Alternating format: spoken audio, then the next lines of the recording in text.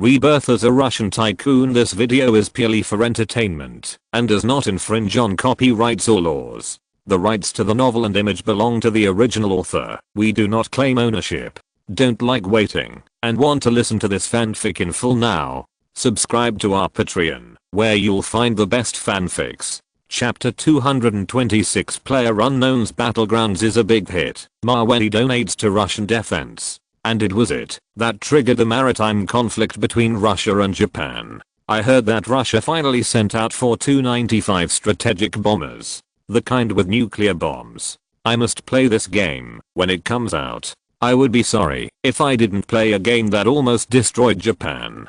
Seeing the comments from netizens online, Mavey was relieved. Otherwise, there would be such a big commotion. Even the Russian Air Force, Navy, aircraft carrier battle groups, and nuclear submarines would be dispatched. If the game didn't sell well in the end, then if Putin knew about it, he would definitely look at Mavey and shake his head, thinking, "What's the matter, little brother? I gave you such a big show, but it didn't become popular.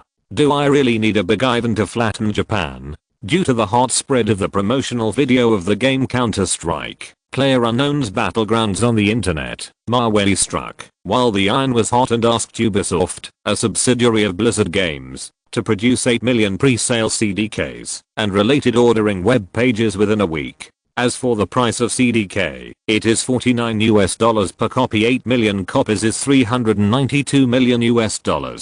Originally, Mavey prepared a price of $39 for 5 million copies. But after the Russian-Japanese naval war, the news made a sensation all over the world. So if the price is not higher and the quantity is not increased, it would be a shame to the Russian Air Force, Navy, and the strong support of the Russian president. So, a week later, the pre-sale website of Counter-Strike, PlayerUnknown's Battlegrounds successfully landed on the relevant pages of Blizzard and Ubisoft, and on the day of pre-sale, an astonishing number of 1.5 million copies were sold. A full 8 million copies of CDK were snatched up by netizens all over the world in less than a week. This terrifying money-making speed makes other game companies really far behind, and they can only stare with envy. Chairman Mavey, I have good news for you. As of just now, the 8 million CDKs pre-sold for our Counter-Strike, PlayerUnknown's Battlegrounds have all been sold out. A total of $392 million have been raised.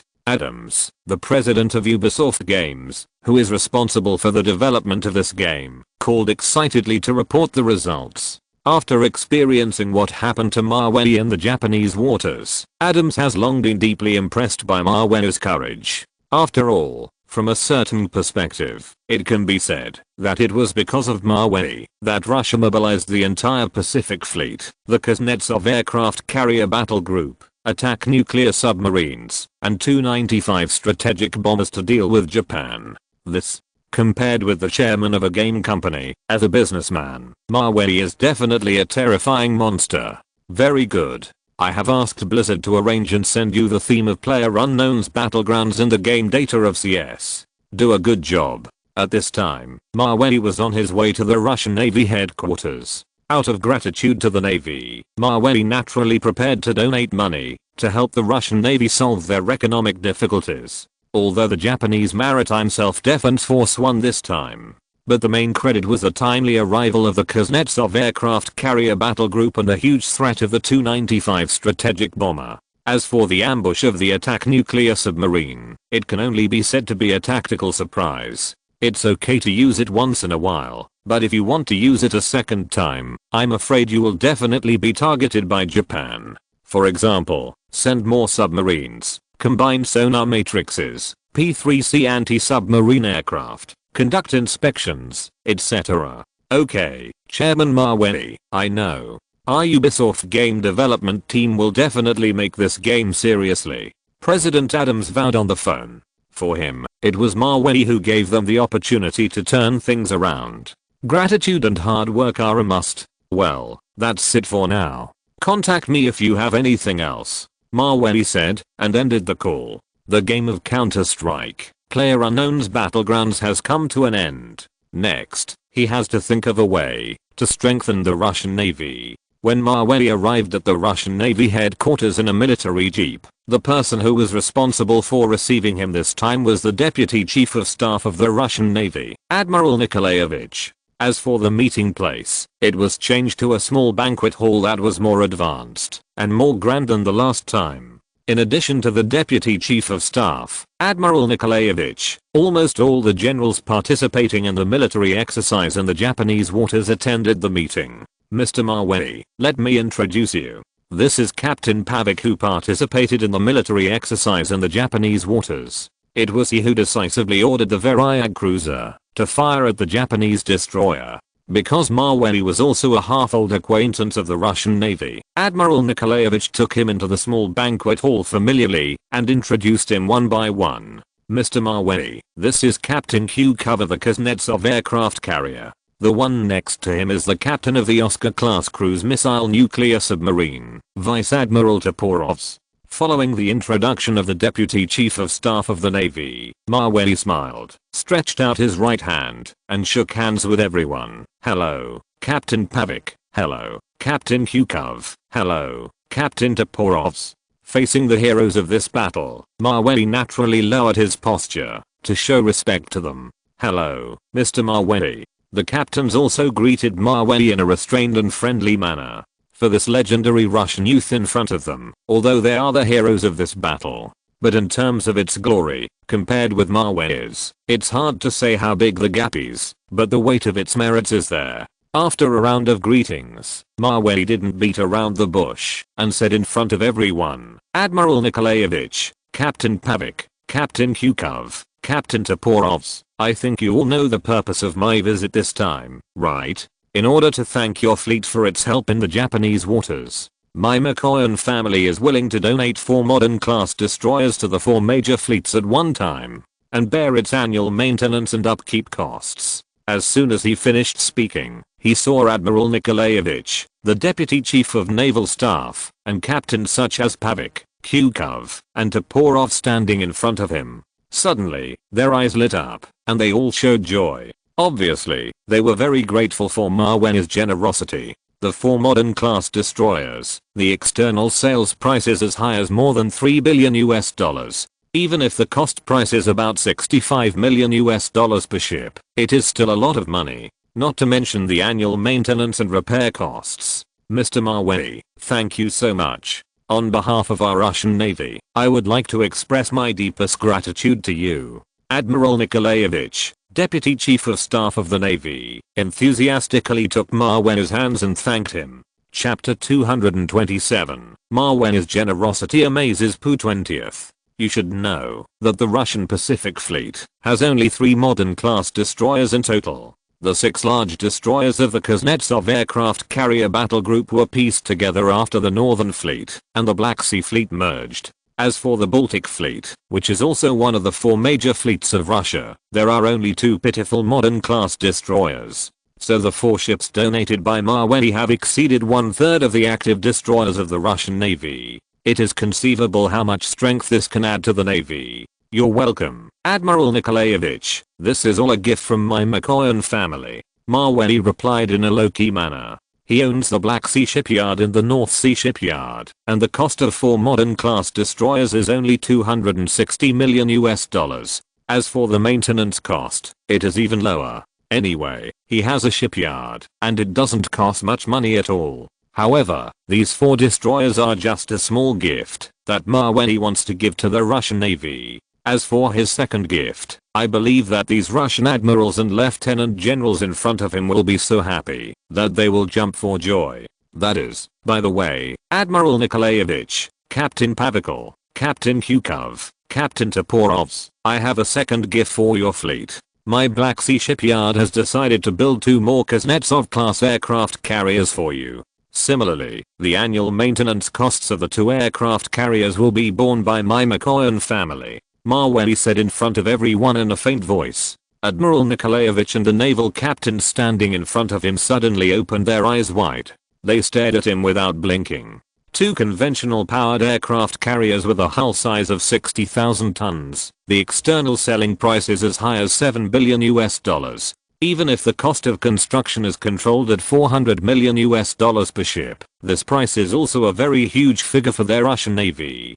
2. Kuznetsov-class aircraft carriers? Really? So, our 4 fleets will all have aircraft carrier battle groups. Admiral Nikolaev's first reaction was to count the nuclear-powered aircraft carrier under construction. The 4 major fleets of the Russian Navy all have aircraft carriers. This overall improvement in strength is not to be underestimated. Even if they meet the 5th fleet and the 6th fleet of the United States, their Russian Navy will have the power to fight. Mr. Maweli, thank you so much. I don't know how to express my gratitude.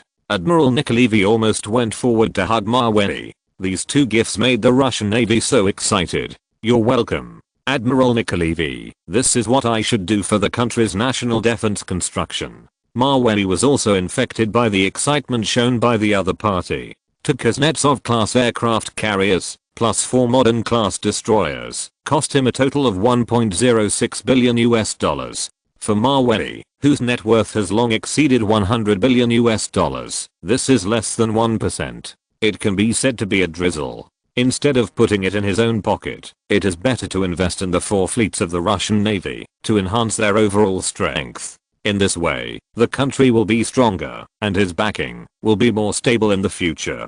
Secondly, it is also to thank the Navy for its efforts in this battle. As for the annual maintenance, cost and repair cost, that is the bond that binds Maweli and the Russian Navy. After doing this, the relationship between him and the Navy will become closer, and the absolute friendship will last forever. Mr. Maweli, we really don't know how to thank you for this kindness. Captain Pavik, Captain Kukov, and Captain Toporovs all stepped forward to shake hands with Maweli. With his gift, the overall strength of the Russian Navy has risen a lot. If the Japanese Maritime Self-Defense Force dares to provoke again next time, there is no need to dispatch the Tu-95 bomber.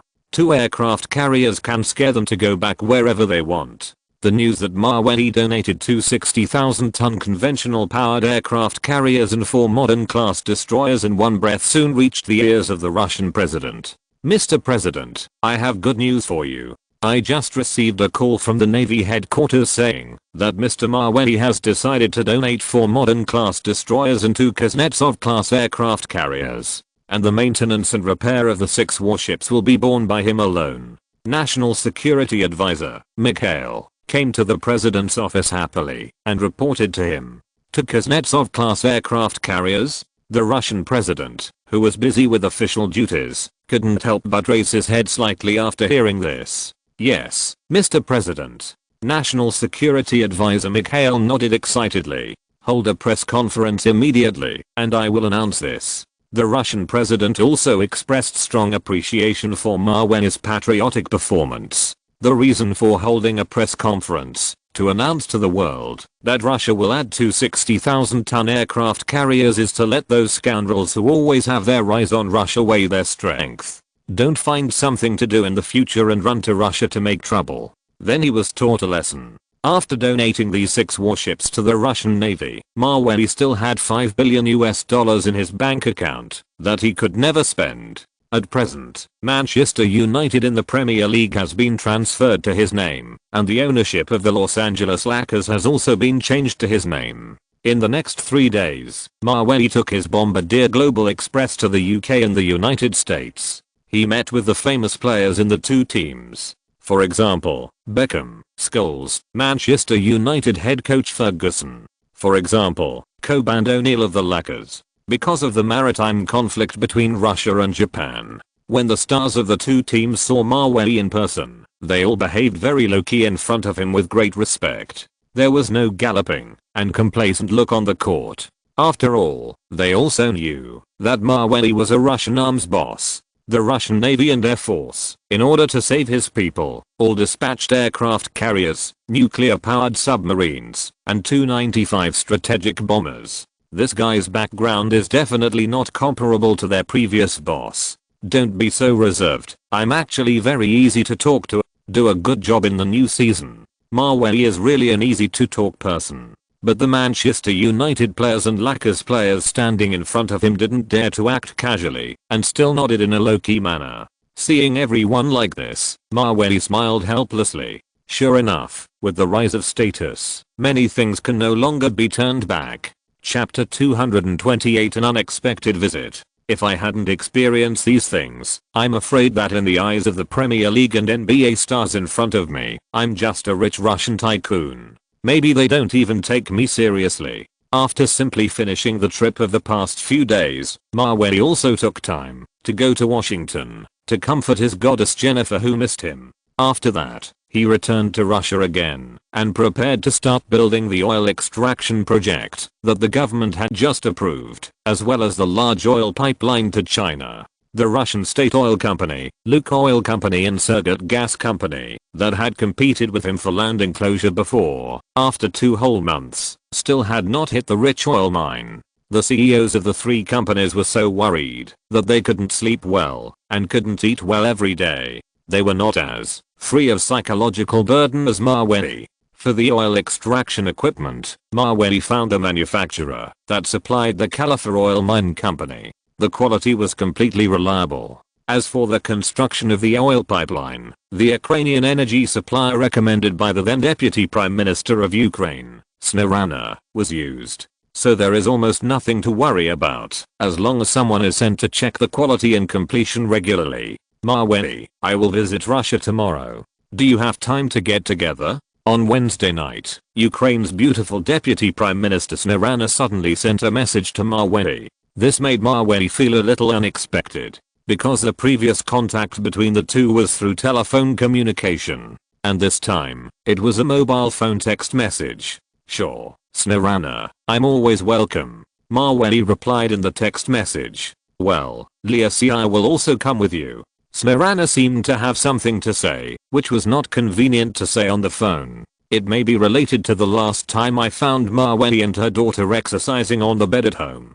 Come together? Okay, I know. I will pick you up at the airport. When I saw the little witch Lysia, she was also going to Russia with her mother. Maweli's eyelids jumped unconsciously. Last month in Ukraine, Lysia actually gave herself a blowjob in front of Snarana's room, through her mother's door. Then the two of them, separated by only a wall, made love in the bedroom. I don't know if Deputy Prime Minister Snarana knew about this. It felt exciting and scary. Well, see you then. Snarana sent a text message in reply. Okay, see you then. Maweli put down his phone after sending it, and then prepared to go to the bathroom, to take a hot bath, to end the tired day. But just as the maid was about to undress him, Snarana called. Sorry, Maweli, I just saw my daughter Lysia using my phone to send you a text message. Snarana said to Maweli on the phone with a mature and magnetic voice. This also solved Maweli's doubts, and he knew why he had just sent a text message instead of a direct phone call.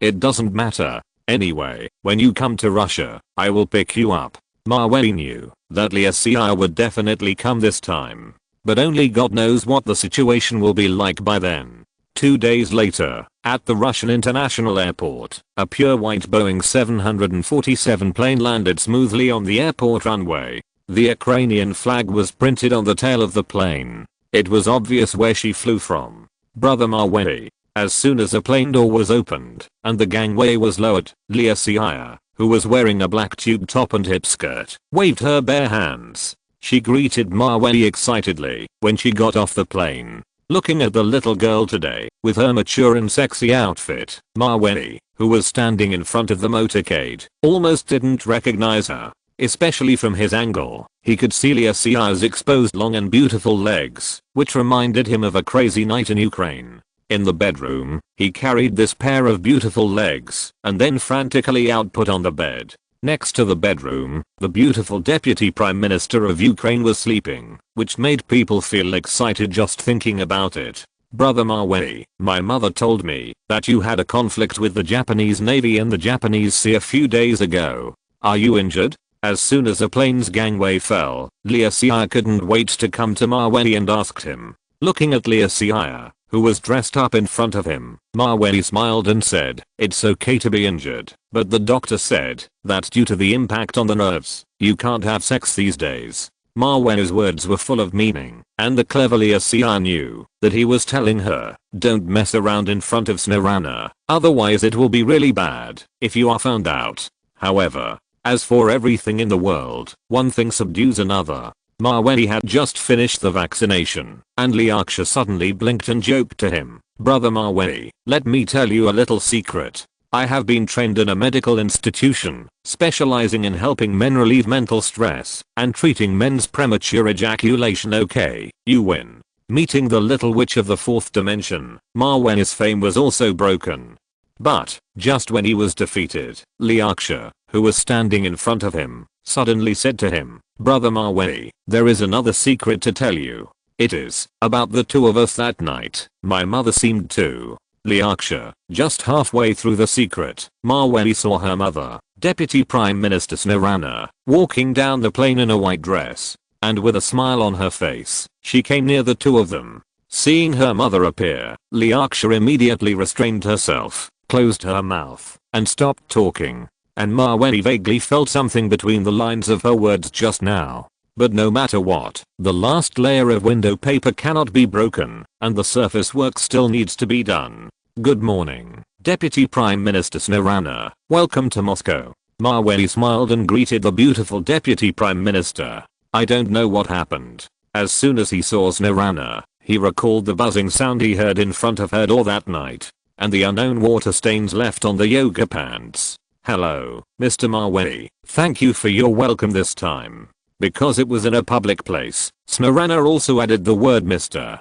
to Marwen's address. But from her eyes, Marwen could feel that Snarana had an inexplicable feeling. Chapter 229 Marwen's underground steel fortress. Could it be that the real thing was discovered? But Snarana did not stop him, which means she agreed. Marwen thought about it again and again in his mind, but he could not figure out what Deputy Prime Minister Snarana thought. However, just as Marwen was thinking about it, he heard Deputy Prime Minister Snarana standing in front of him suddenly asked him, Mr. Marwen, is it convenient for me to bring Lesia to visit you at night? Oh, yes, no problem. Marwen smiled and shook hands with the Deputy Prime Minister of Ukraine. The two people's casual play was really awkward in the eyes of the little witch Lesia. If it were her, she would just drag someone into the small dark room and treat his impotence for him. Time passed quickly, and it was that night in the blink of an eye. Marwen, who was in a mansion in Moscow, asked the butler and servants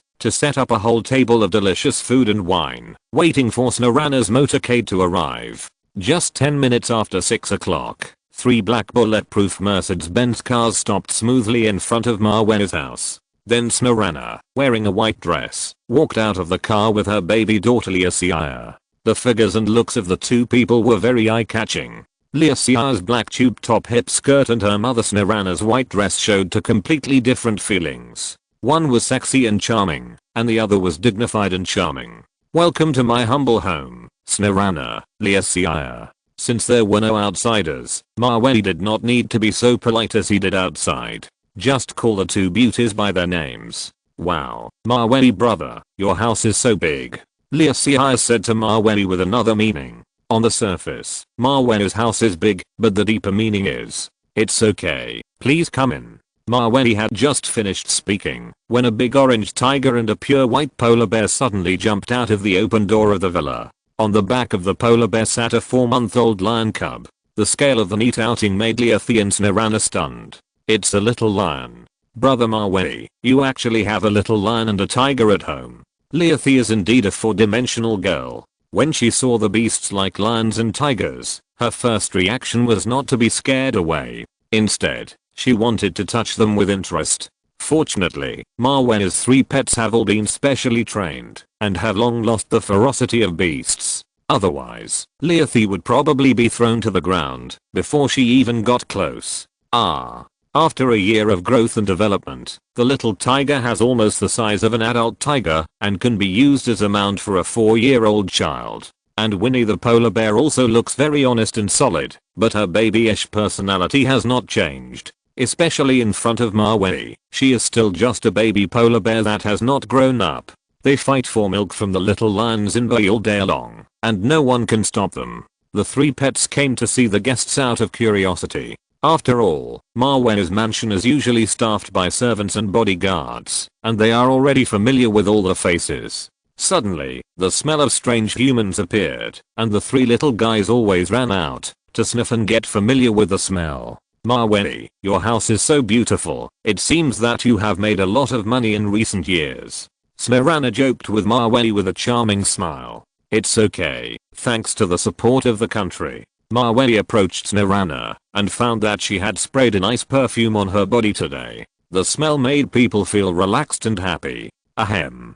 Smirana, I'm sorry, I haven't had new guests in my house for a long time. So they are more excited. Mawene smiled awkwardly but politely. He wanted to use it to ease the atmosphere on the field. However, it seems that Deputy Prime Minister Smirana did not care about what he said, but looked at the maiden Fia who was calming down the three pets with interest. Then she said to Mawene meaningfully, you know how to enjoy having a beautiful woman in a golden house. Mawene blinked innocently after hearing this. It's not what you think, Smirana. I don't have a beautiful woman in a golden house. This is really Mawene being wronged. He and the maid are innocent. The most intimate part is just taking a bath and warming the bed. Smirana, as a beautiful deputy prime minister of Ukraine, naturally would not be jealous of a maid.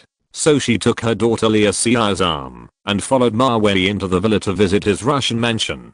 Mawene, you have an elevator installed in your house. Where does it go? Smirana, who is quite discerning, saw at a glance that the elevator in Mawene's house is very unusual. After all, the villa has only 3 floors in total, and few people would install elevators and stairs at the same time. This elevator leads to the basement parking garage. Mawene answered simply. In fact, the underground is not a garage at all, but a place to avoid the end of the world and disasters, a steel fortress. After hearing this, Smirana showed a thoughtful expression. Underground parking garage. After dinner, can you take us to see it? I believe it should not be an ordinary underground garage, right? If you're listening to this novel on a channel other than Fanfic World, it means they downloaded and uploaded it without effort. We cordially invite you to visit our channel, Mundo Fanfic Novelos. There you'll find the original version of this story and you can explore many other novels of various genres.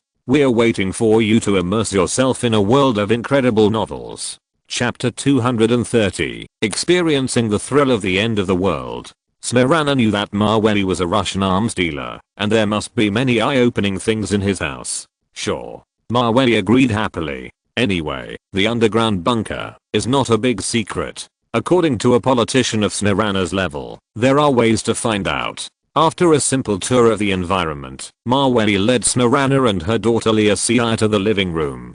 Prepare to taste today's dinner. Master, Prime Minister Smirana, Miss Lysia, which red wine would you like to open for dinner? At this time, the butler Ivan took out the wine catalog and signaled the three to choose the red wine to taste. The red wine cellar of Mawene's family is a collection of fine wines from all over the world. The dazzling list made Smirana and Lysia stare at it. I realized that Mawene usually enjoys so much. A bottle of Chateau Le Mondo in 1986, plus a bottle of Margaux in 1975. After a brief discussion, the three chose these 2 red wines to taste tonight. According to the rules, Lysia can only drink 2 glasses at most. The little witch was so aggrieved that she looked at Mawene with tears in her eyes, motioning him to speak for her and let her mother agree to drink 2 more glasses. Mawene, who was sitting opposite the table, pretended not to see it. Now his intuition told him that he was in a difficult situation and could not save himself,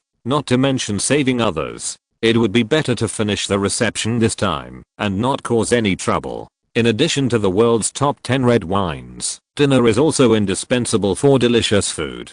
The 3 French chefs in Mawene's family specially prepared a tempting French meal for them. For example, the classic St. Jacques scallops, grilled camembert cheese, white wine mussels, soufflé cheese, French foie gras, etc. These delicious dishes are not only beautifully presented, but also colorful, fragrant, and delicious, which made Smirana and Lysia praise them. If we talk about the 3 most tempting things for women in the world, one is sexual desire and the other is delicious food.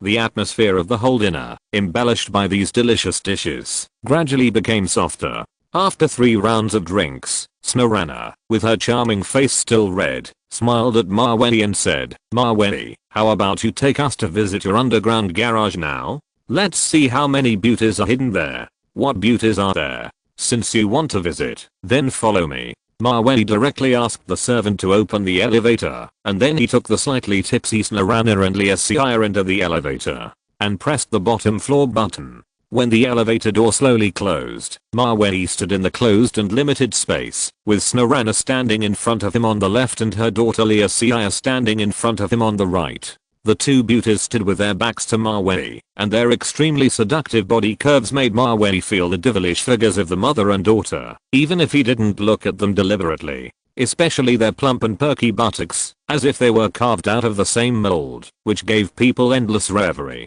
At this time, Maweli could still clearly smell the fragrance of perfume emanating from Smirana, mixed with the intoxicating light red wine smell in her mouth. It made people want to kiss passionately in the elevator in front of her daughter.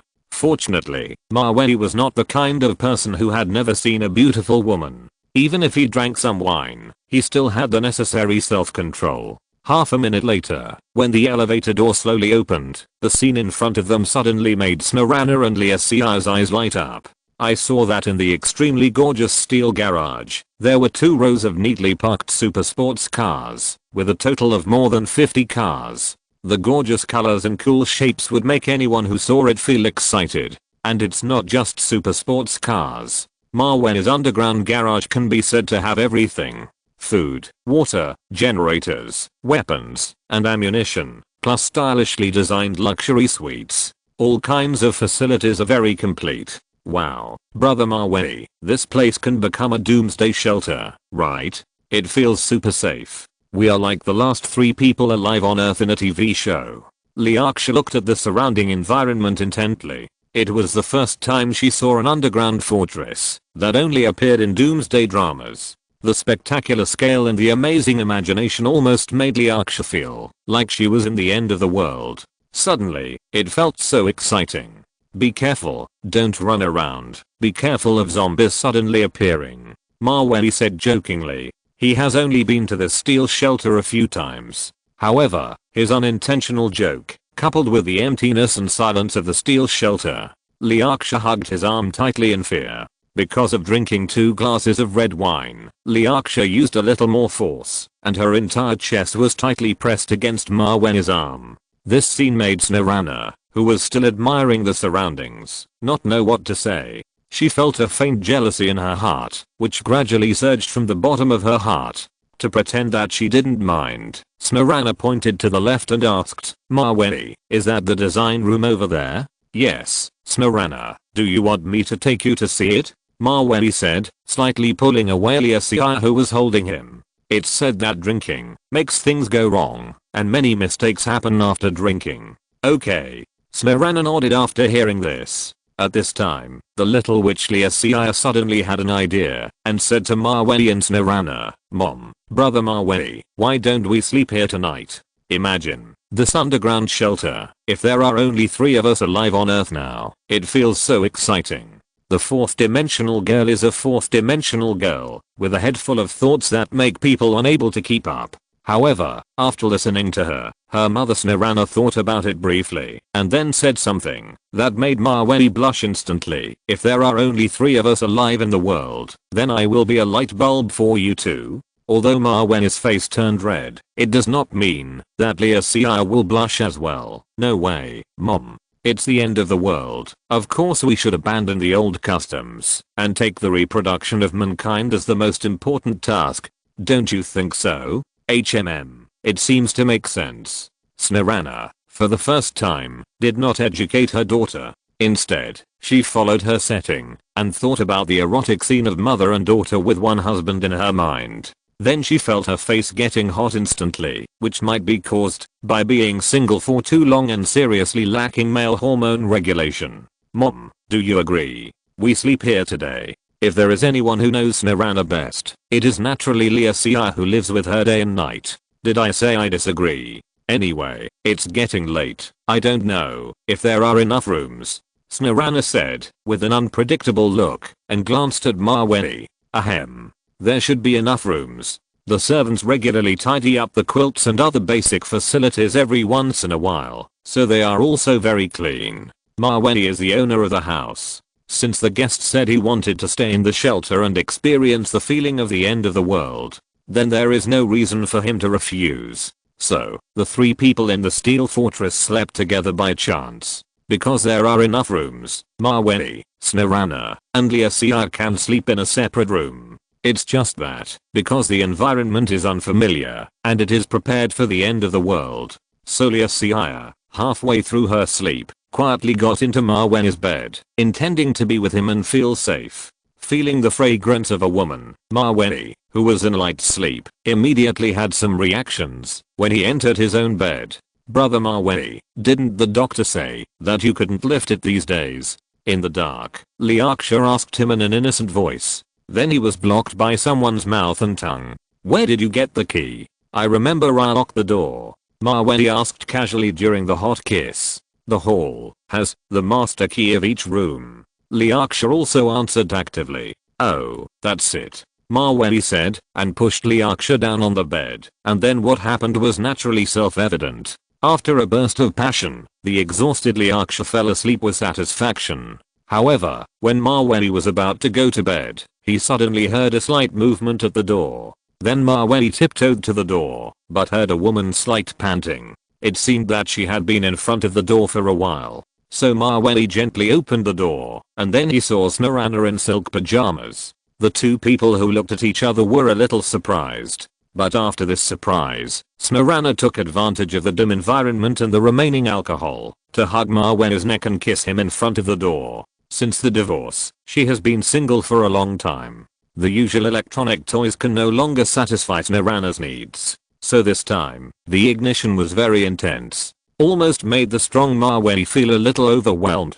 Another wave of passion faded. Maweli was completely exhausted and went to another room to rest. This mother and daughter are really tormenting. When he wakes up, he will ask the chef to roast 2 kidneys to replenish his body. The next morning, Maweli, Liasia, and Snarana woke up in their respective rooms. Regarding what happened last night, the 3 of them kept silent and no one said anything.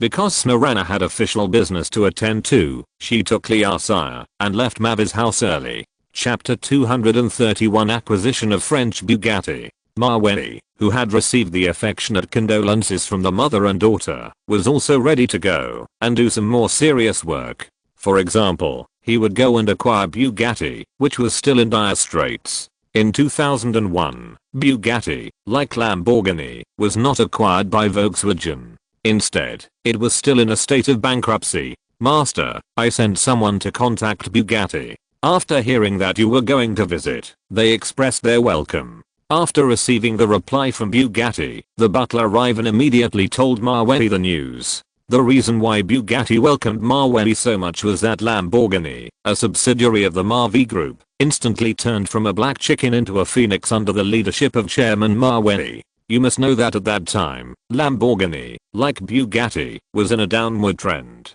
It can be seen how strong Maweli's personal ability is. Okay, I know. Then arrange a time and I'll go over to take a look. Maweli said lightly on the sofa. Now he has the strength to say this. After all, the 3 listed companies in the United States, Marvel Comics, Marvel Studios, and Blizzard Games, have made him worth more than $100 billion US.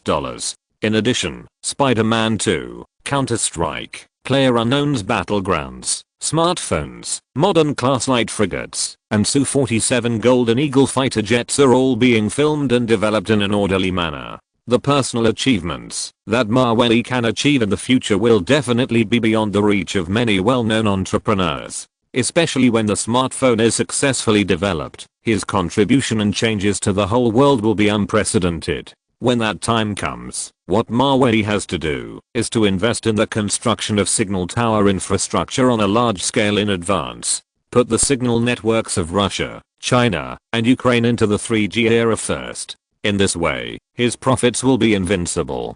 Not only can he make money from smartphones, but he can also join forces with mobile communication companies in various countries. Build a national network. By then, the live broadcast industry can also rise. make the world similar to his previous life, making him more familiar. A week later, Mawey took his private plane to Malchem, France, where the headquarters of Bugatti is located. When the plane landed at the French airport, Mawey saw from afar a row of Bugatti Ed 110s of various colors neatly parked beside the apron, waiting for his arrival. Bugatti Ed 110 is a legendary model of Bugatti, but there is only this one circulating on the market. It was produced in 1991 and is 10 years old. Compared with the new models of Ferrari and Lamborghini, Bugatti Ed 110 is obviously much more retro, even a little rustic. But there is no way. Who said that the economy was bad in the 1990s, and heavyweight sports cars like Bugatti could only be afforded by a small group of local tycoons? At present, the reception Linupti can bring out is already the highest standard of Bugatti. President Baptiste, that A380 aircraft seems to be the aircraft of Mavey Group chairman from Russia, Mawey. In front of the Bugatti Ed 110 team, a male assistant whispered to a middle-aged Frenchman in front of him. This Frenchman is Baptiste, the president of Bugatti Automobile. Since Bugatti filed for bankruptcy in 1995, Baptiste has been through a full 6 years of hardship.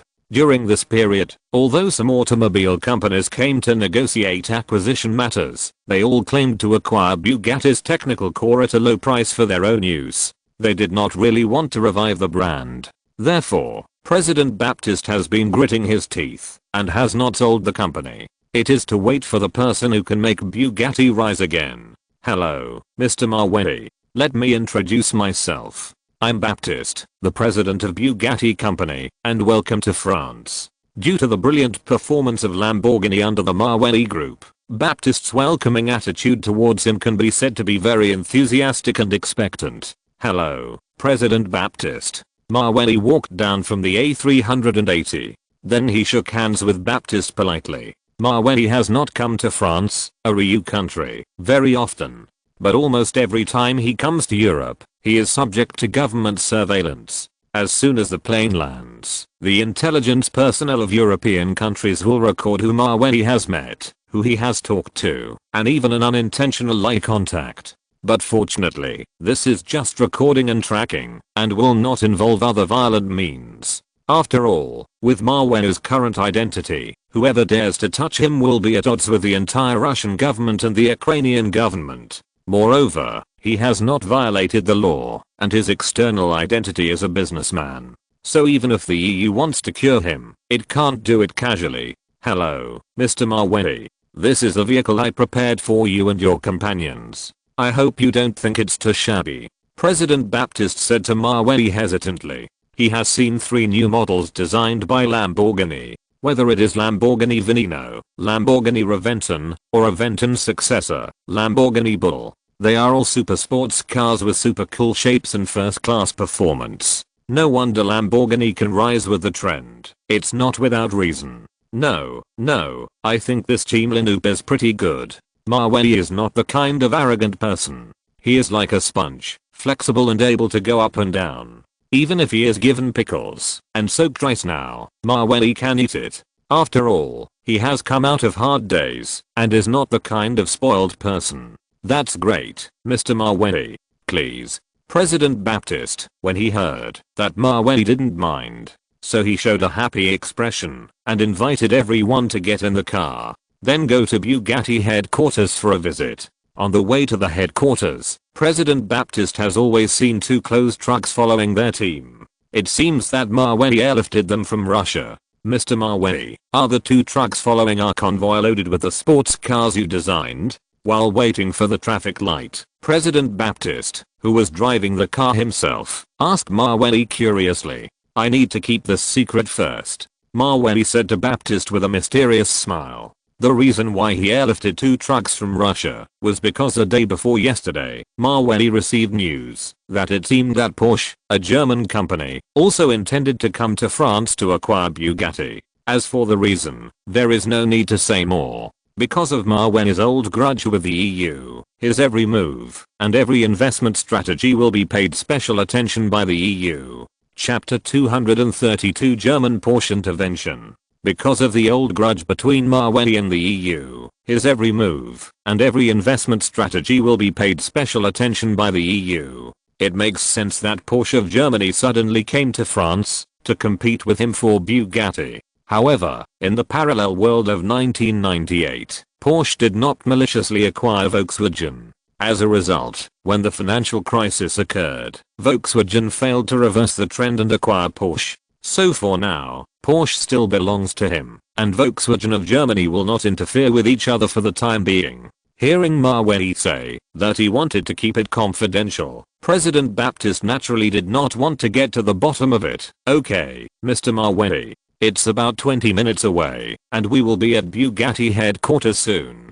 Baptiste did receive an acquisition negotiation from Porsche 2 days ago, but for him, he still hopes to cooperate with Mavey. After all, Lamborghini is a good example. However, it was originally a transaction that was willing to be made, but after the EU intervened, it became a little different. When Mavey arrived at the town of Malshum in the Bugatti team, he found several Porsche 911 GTs parked in front of Bugatti's headquarters. It seemed that they had been waiting for a long time. Mr. Mavey, let me tell you something.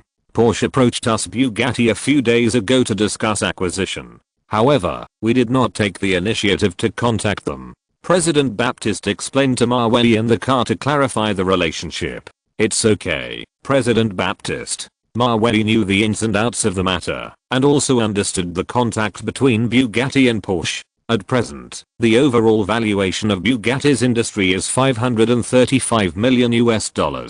This includes the Automotive Wind Tunnel Laboratory, Automotive Environmental Laboratory, Automotive Engine Research and Development Center, etc. Thank you Mr. Mavey for your understanding. Baptiste was afraid that Mavey would have some misunderstandings about him. After all, Porsche came to negotiate suddenly. It was not their initiative. When the doors of the two cars were opened by their men one after another, Mavey and Baptiste walked out of the Bugatti car. Then they met Christian, the vice president of Porsche Germany. Just like most German men, Christian has a very serious face, strong and stubborn eyes, which makes him look very difficult. Hello, President Baptiste, I'm Christian from Porsche Company in Germany. How do you think about the acquisition price of $685 million offered by our company? Christian asked Baptiste straight to the point. During the whole conversation, he did not even look at Mavey standing in front of him. Obviously, he deliberately pretended not to know him and ignored him. He wanted to give Mavey a warning. I'm still considering this price, Vice President Christian, can you give us some time? Baptiste answered patiently. If Mavey had not sent someone to contact Bugatti, the $685 million offered by Porsche would have completely moved them. But timing is very important. Once it is right, the company's future development will be smooth sailing. But if it is wrong, it will be forever silent. Bugatti couldn't afford to gamble, nor could it afford to lose. Hearing Baptiste say that he would consider it, Christian, the strong-willed vice president of Porsche, felt that waiting like this was not a solution. So he simply spoke up in front of Baptiste and Mavey. Let me tell you the truth. Our Porsche designer sent me a copy last night. He designed the Bugatti ED 118 concept car, based on the traditional design style of Bugatti ED 110, plus popular element of modern cars. If President Baptiste is interested in this, I have sent someone to print out the drawings, and you can take a look. Christian, the vice president of Porsche, said with a killer move. The Bugatti ED 118 concept car he mentioned was indeed designed by the company's designers. But it was not these 2 days, but 1 or 2 years ago, a car designer who loved Bugatti suddenly got inspiration and made this Bugatti ED 118 concept car. He wanted to use this to let Porsche take Bugatti under its wing. But in the end, considering many reasons such as economy, mass production, and efficiency, it was still shelved. Only the design drawings were left, just in time to be used this time. Christian said, signaling his men to present the pre-printed ED 118 concept car design to President Baptiste. It must be said that the design of ED 118 is more fashionable than ED 110. In many details, it is more in line with the aesthetic values of modern people.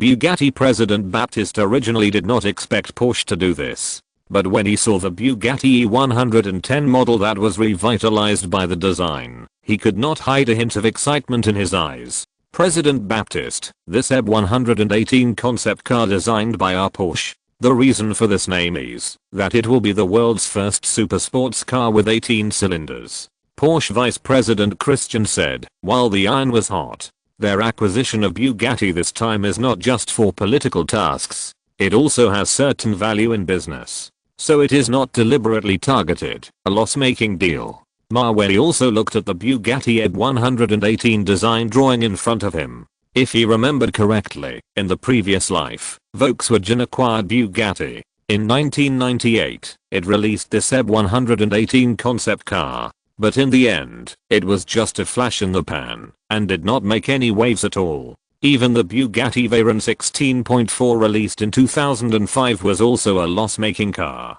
On average, each Bugatti Veyron sold will lose about $3.5 million. This is all because of its high R&D costs and vehicle design costs, which made Bugatti Veyron deeply in debt before it went into production. It took a lot of effort to wait for mass production and listing, and the price was only €1 million per unit. If it was sold directly, it would lose 3 units. This business made Mawey want to shout, it was too wasteful. President Christian, your company's EB118 design is good. But, please allow us to think about it again. Baptist still did not immediately agree to the acquisition request. Although the conditions offered by Porsche were very tempting, Mawey saw all his performance. As mentioned before, Mawey has the blueprints of the models designed by these European sports car companies in his mind. If someone goes too far, he can directly design all the future models of the car company now. Chapter 233, Mawey gets angry and even scares himself. President Baptist, what else do you need to consider? Why don't you tell me? Christian, the vice president of Porsche, asked relentlessly. He had a hunch that, if they didn't make the cooperation clear now, Porsche would have no chance later. However, his hunch was quite correct. Because at this moment, 2 closed trucks following the convoy came to the front of Bugatti headquarters. At this time, Baptist, who had been forced to make a decision, couldn't help but look at Mawey and then asked him that, Mr. Mawey, I'd like to ask you, how much are you willing to spend to acquire our Bugatti company? Baptist said he would consider it because he wanted to know Mawey's offer. If Mawey's conditions were not as good as Porsche's, then he will definitely be disappointed in the end. There is nothing he can do about choosing to cooperate with Porsche. Mawey, who was standing in front of the 2 people, smiled after hearing this, and then said to Bugatti President Baptist, Mr. Baptist, I think the price offered by Porsche is quite good. To be honest, before I came, I was only willing to offer $535 million. That is the current market valuation of Bugatti.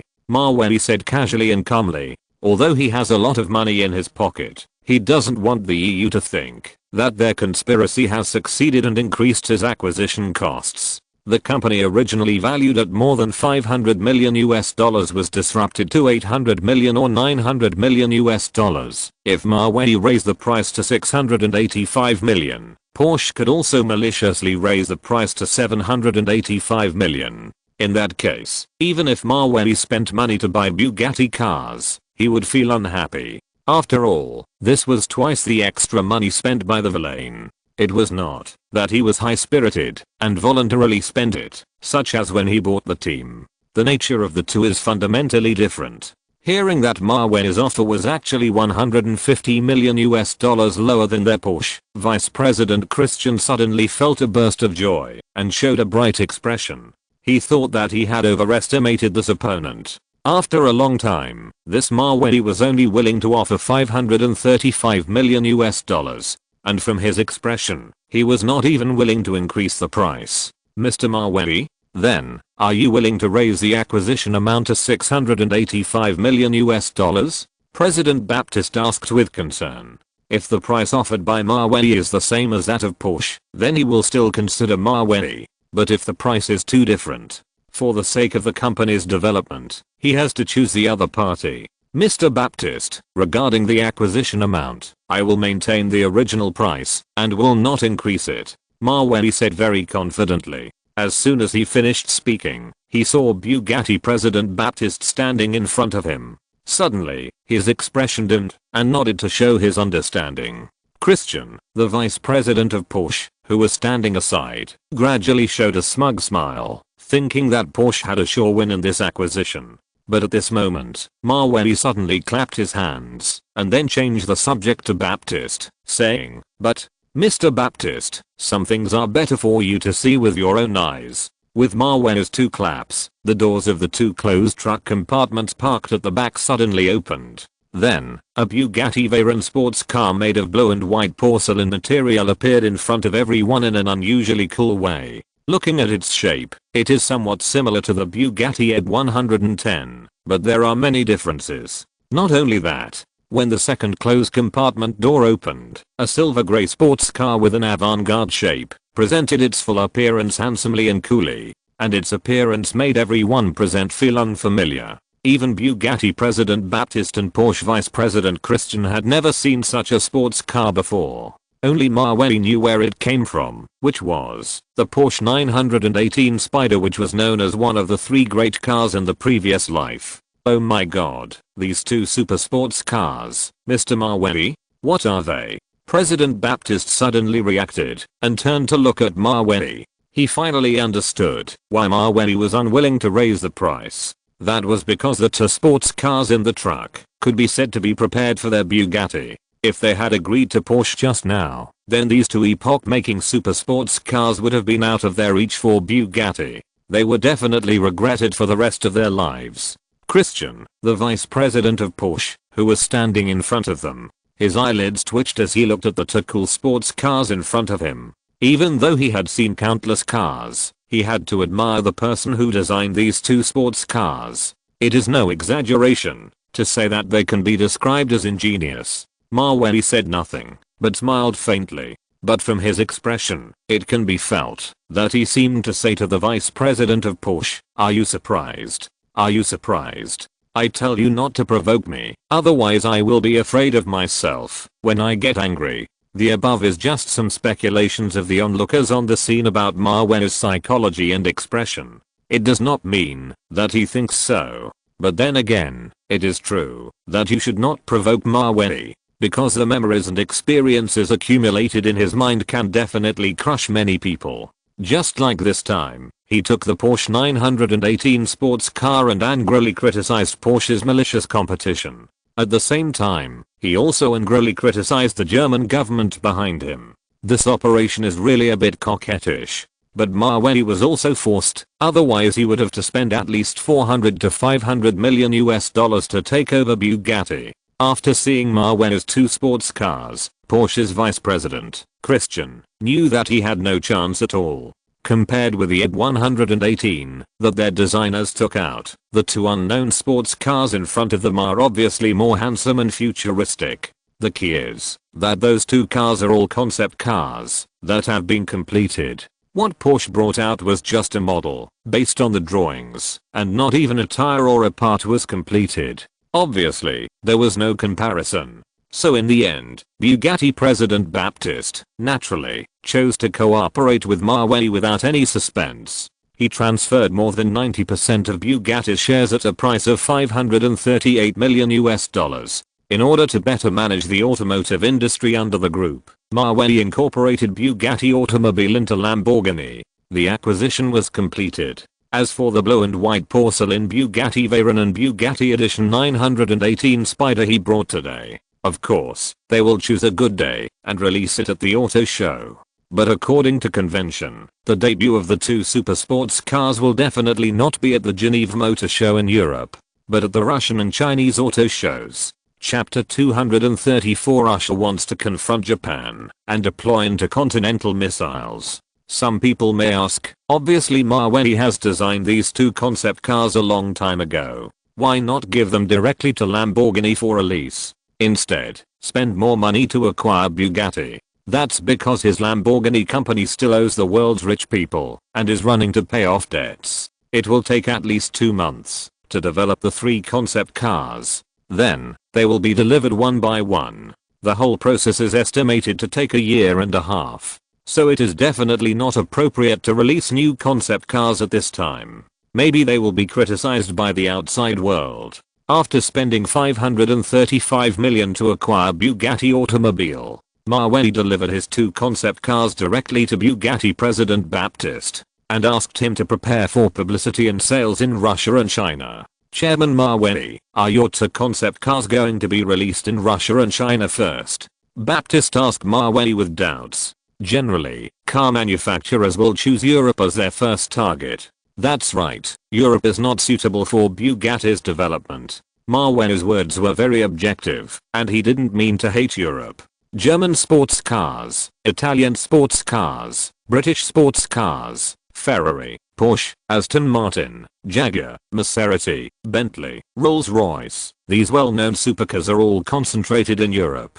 As a result, the competition in the sports car market is very fierce. There are also many choices for the rich. The cost of a Bugatti Veyron is more than $4.5 million, and the selling price is at least more than $6 million. If this price is placed in the European market, it is likely to be unpopular. After all, buying one of it can be exchanged for several Aston Martins, or Bentleys, or Ferraris. The rich people in Europe are very smart and will definitely calculate this account. If Europe is not suitable for development, then China and Russia. Baptiste doesn't know much about the domestic market, so he doesn't know how huge China's potential is. Since Bugatti has been acquired, Maweli simply did not keep it a secret and said directly, "Let me tell you this Bugatti Veyron sports car will be the most expensive super sports car in the world's history, and there is no other." It is estimated that the R&D cost and the parts cost together will cost at least $5 million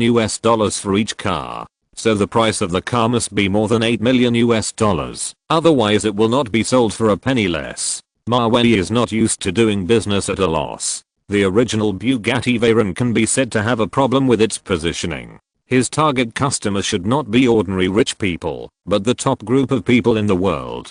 The mentality of those wealthy people is not to buy the best, but to buy the most expensive. As long as the things they sell make them feel worthwhile, they are willing to spend money, no matter how expensive they are. As soon as Maweli finished speaking, Bugatti President Baptiste, who was standing in front of him, almost popped his eyes out and was obviously stunned. $8 million a car?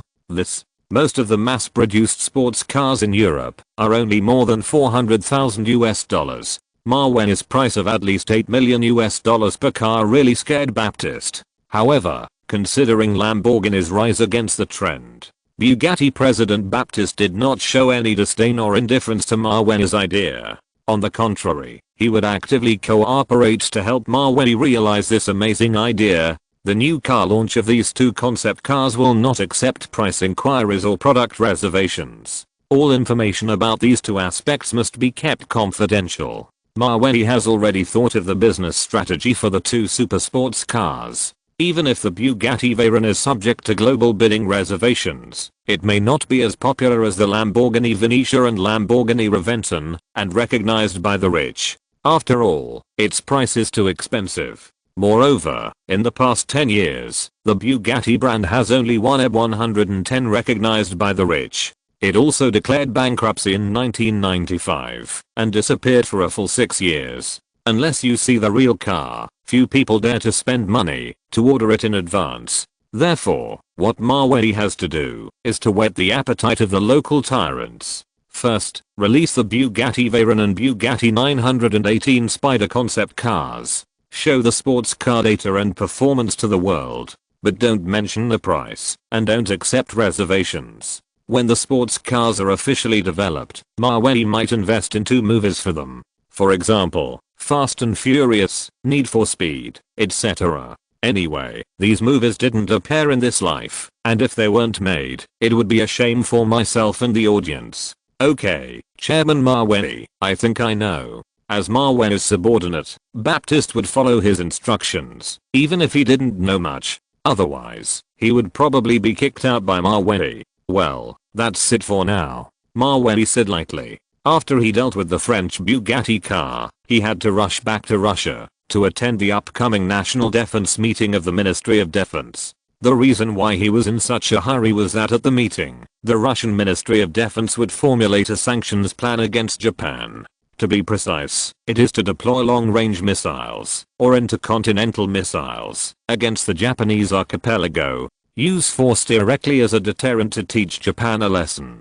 As for why medium-range missiles are not deployed, the reason should be traced back to the treaty between Russia and the United States on the elimination of their intermediate-range and shorter-range missiles signed in 1985. Although the United States and Russia in the parallel world did not have a Cold War, the successful development of long-range missiles, coupled with the threat of nuclear weapons, has plunged the entire world into a panic of being destroyed by nuclear weapons at any time. So after 7 years of deliberation, the United States and Russia decided to jointly destroy medium-range missiles with a range of 1,000 to 5,500 kilometers in their inventory, including missiles equipped with conventional and nuclear warheads and land-based launchers of missiles. The two sides have destroyed 2,192 missiles so far. Medium-range missiles, as a transition between short-range missiles and long-range missiles, were abandoned by the two countries. This is an attitude statement, giving neighboring countries a reassurance. On the plane back to Moscow, Ivan, the butler, received a call from the Kremlin. Then he covered the receiver and whispered to Mavey, "Master, it's Miss Yuna, the Secretary of Defense Minister General Grilov, who called." Defense Minister General Grilov had a friendship with Mavey during the last Chechen campaign, and his secretary Yuna also had a few encounters with Mavey. Speaking of the Chechen campaign, Mavey's Mavey mercenary group performed exceptionally well in the more than half a year of Chechen guerrilla warfare. Chapter 235, The Limits of the Intermediate Range Missile Contract, Mavey's Decision. Speaking of the Chechen campaign, Mavey's Mavey mercenary group performed exceptionally well in the Chechen guerrilla war for more than half a year. More than 400 Chechen terrorists were eliminated. This made the Mavey mercenary group one of the top 10 groups in the world. According to the bounty Mavey had given before, 400 terrorists would be rewarded with more than $20 million US. Regardless of whether the team members are dead or alive, he will give this bonus to the mercenaries or their families. He will not let his men fight for him in vain and die. "Hello, Miss Yuna, what can I do for you?" Mavey picked up the satellite phone casually. It is really convenient to be able to talk on the plane. Unlike taking a civil aircraft, electronic devices must be turned off. "Mr. Mavey, good afternoon. It's like this. Regarding this meeting of the Ministry of Defense, our Minister Grilov would like to hear your opinion on the deployment of missiles on the Japanese archipelago." Secretary Yuna asked on the phone in a pleasant voice. Thanks to the tactics provided by Mavey, the large-scale Chechen campaign and guerrilla warfare problems were solved. So now the Russian defense minister really wants to hear his opinion.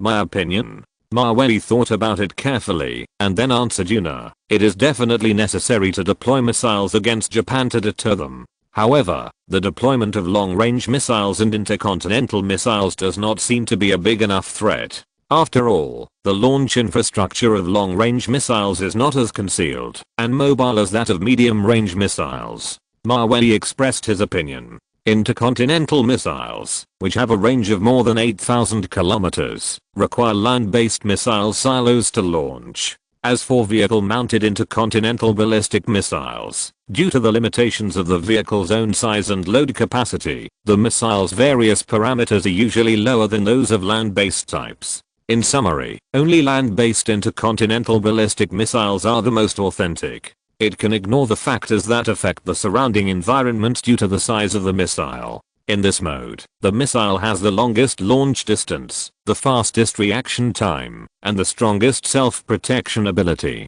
Therefore, deploying long-range missiles against Japan is obviously a lot of trouble, and it is not as deterrent as medium-range missiles. And the cost is also more expensive. It's just that, due to the intermediate range missile contract, Russia cannot develop and possess missiles with a range of 1,000 to 5,500 kilometers.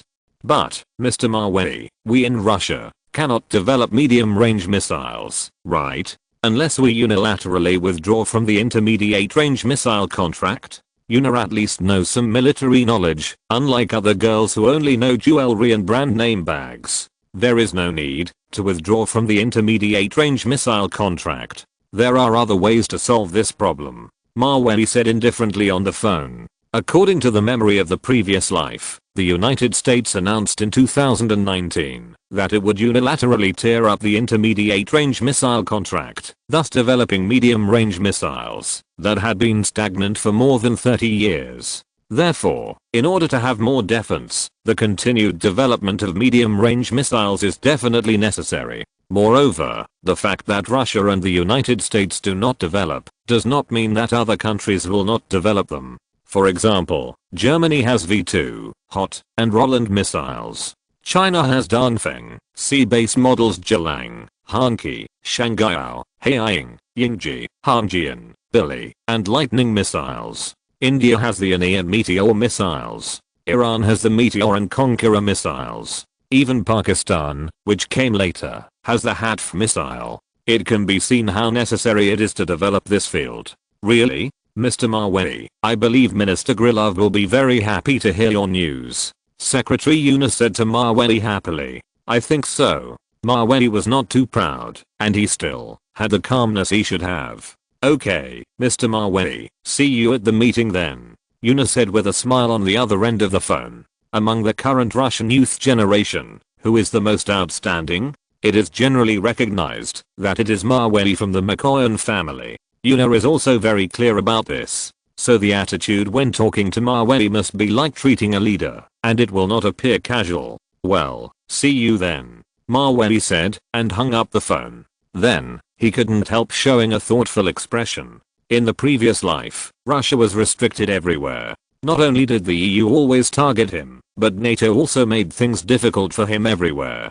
To be on the safe side, Maweli has been moving his personal assets and company properties towards Russia and China for more than a year. Even the money originally deposited in Citibank has been transferred to Russian local banks. Not only that, he is also planning to build the Mavey Global Group headquarters and Asia Pacific headquarters in Russia and China. In this way, it will not be easily targeted by certain countries. A day later, in the top floor conference room of the Moscow Ministry of Defense building, Defense Minister General Grilov sat at the oval conference table. On the left and right side sat the senior leaders of the Ministry of Defense. Their meeting was to discuss how to deploy long-range missiles and intercontinental missiles against the Japanese archipelago. Let the little Japan remember it in the future, and not be so picky. Minister Grilov, I think we can deploy short-range missiles on the 4 northern islands. This can directly threaten the Ominato base of the Japanese Maritime Self-Defense Force. Let them feel like a lump in their throats, and be worried every day. A senior official of the Ministry of Defense in a black suit suggested at the meeting. As soon as he finished speaking, a senior officer sitting opposite him, wearing a vice admiral uniform, expressed a different opinion. Minister Grilov, deploying missiles on the 4 northern islands is probably too aggressive, and will cause Japan to resist strongly. Instead, it will not have a good deterrent effect. I think it would be better to deploy intercontinental missiles in the Far East. This way, we can cooperate with the Navy and the Air Force to suppress the Japanese maritime, ground and air self-defense forces. Intercontinental missiles need to be deployed in land-based silos, and the total cost is very expensive. The cost of an intercontinental missile alone is nearly $12 million. The key is that its maintenance and storage costs are too high. I'm afraid that our Ministry of Defense cannot afford too much money at once. Moreover, the missile silos are not concealed enough and are easily monitored by the other side. The threat is not big enough. Another senior official of the Ministry of Defense, wearing a black suit, refuted the Vice Admiral's proposal. Due to the restrictions of the intermediate range missile contract, Russia cannot openly put into production medium-range missiles. It can only use the expensive intercontinental missiles as medium range. In terms of price, it is almost 4 times more expensive. This is really a stretch for the Russian government, which is already in economic difficulties. Chapter 236 Maweli, you are really a talent. There is not enough money to deploy long-range missiles, and short-range missiles are too aggressive. So what do you think we should do to prevent Japan now? If they dare to provoke us once, they will dare to provoke us again. It is not always necessary to send out a large force every time, right? What if they really come next time? Then our fleet support will definitely not be able to keep up with the changes. a Russian admiral said excitedly in the conference room. This time, Russia used the strength of 4 fleets, plus Air Force assistance, to suppress the military deterrence of the Japanese Maritime Self-Defense Force. If it were a real battlefield, I'm afraid that the Ulyanovsk aircraft carrier of the Northern Fleet would not have been deployed yet. Their Russian Pacific Fleet would be swallowed up by the Japanese Maritime Self-Defense Force. This weakness is very fatal. Although it is a peaceful era now, the awareness of prevention must not be reduced. For the noisy meetings, Defense Minister General Grilov rubbed his aching temple and had long been accustomed to it. Yuna, has Mavey arrived? General Grilov asked the secretary standing beside him. They agreed to meet at 2 p.m. It is 1:50 now, and the time is almost up. Minister Grilov, I just talked to him on the phone, and he seems to be coming soon. How about I go out to pick him up?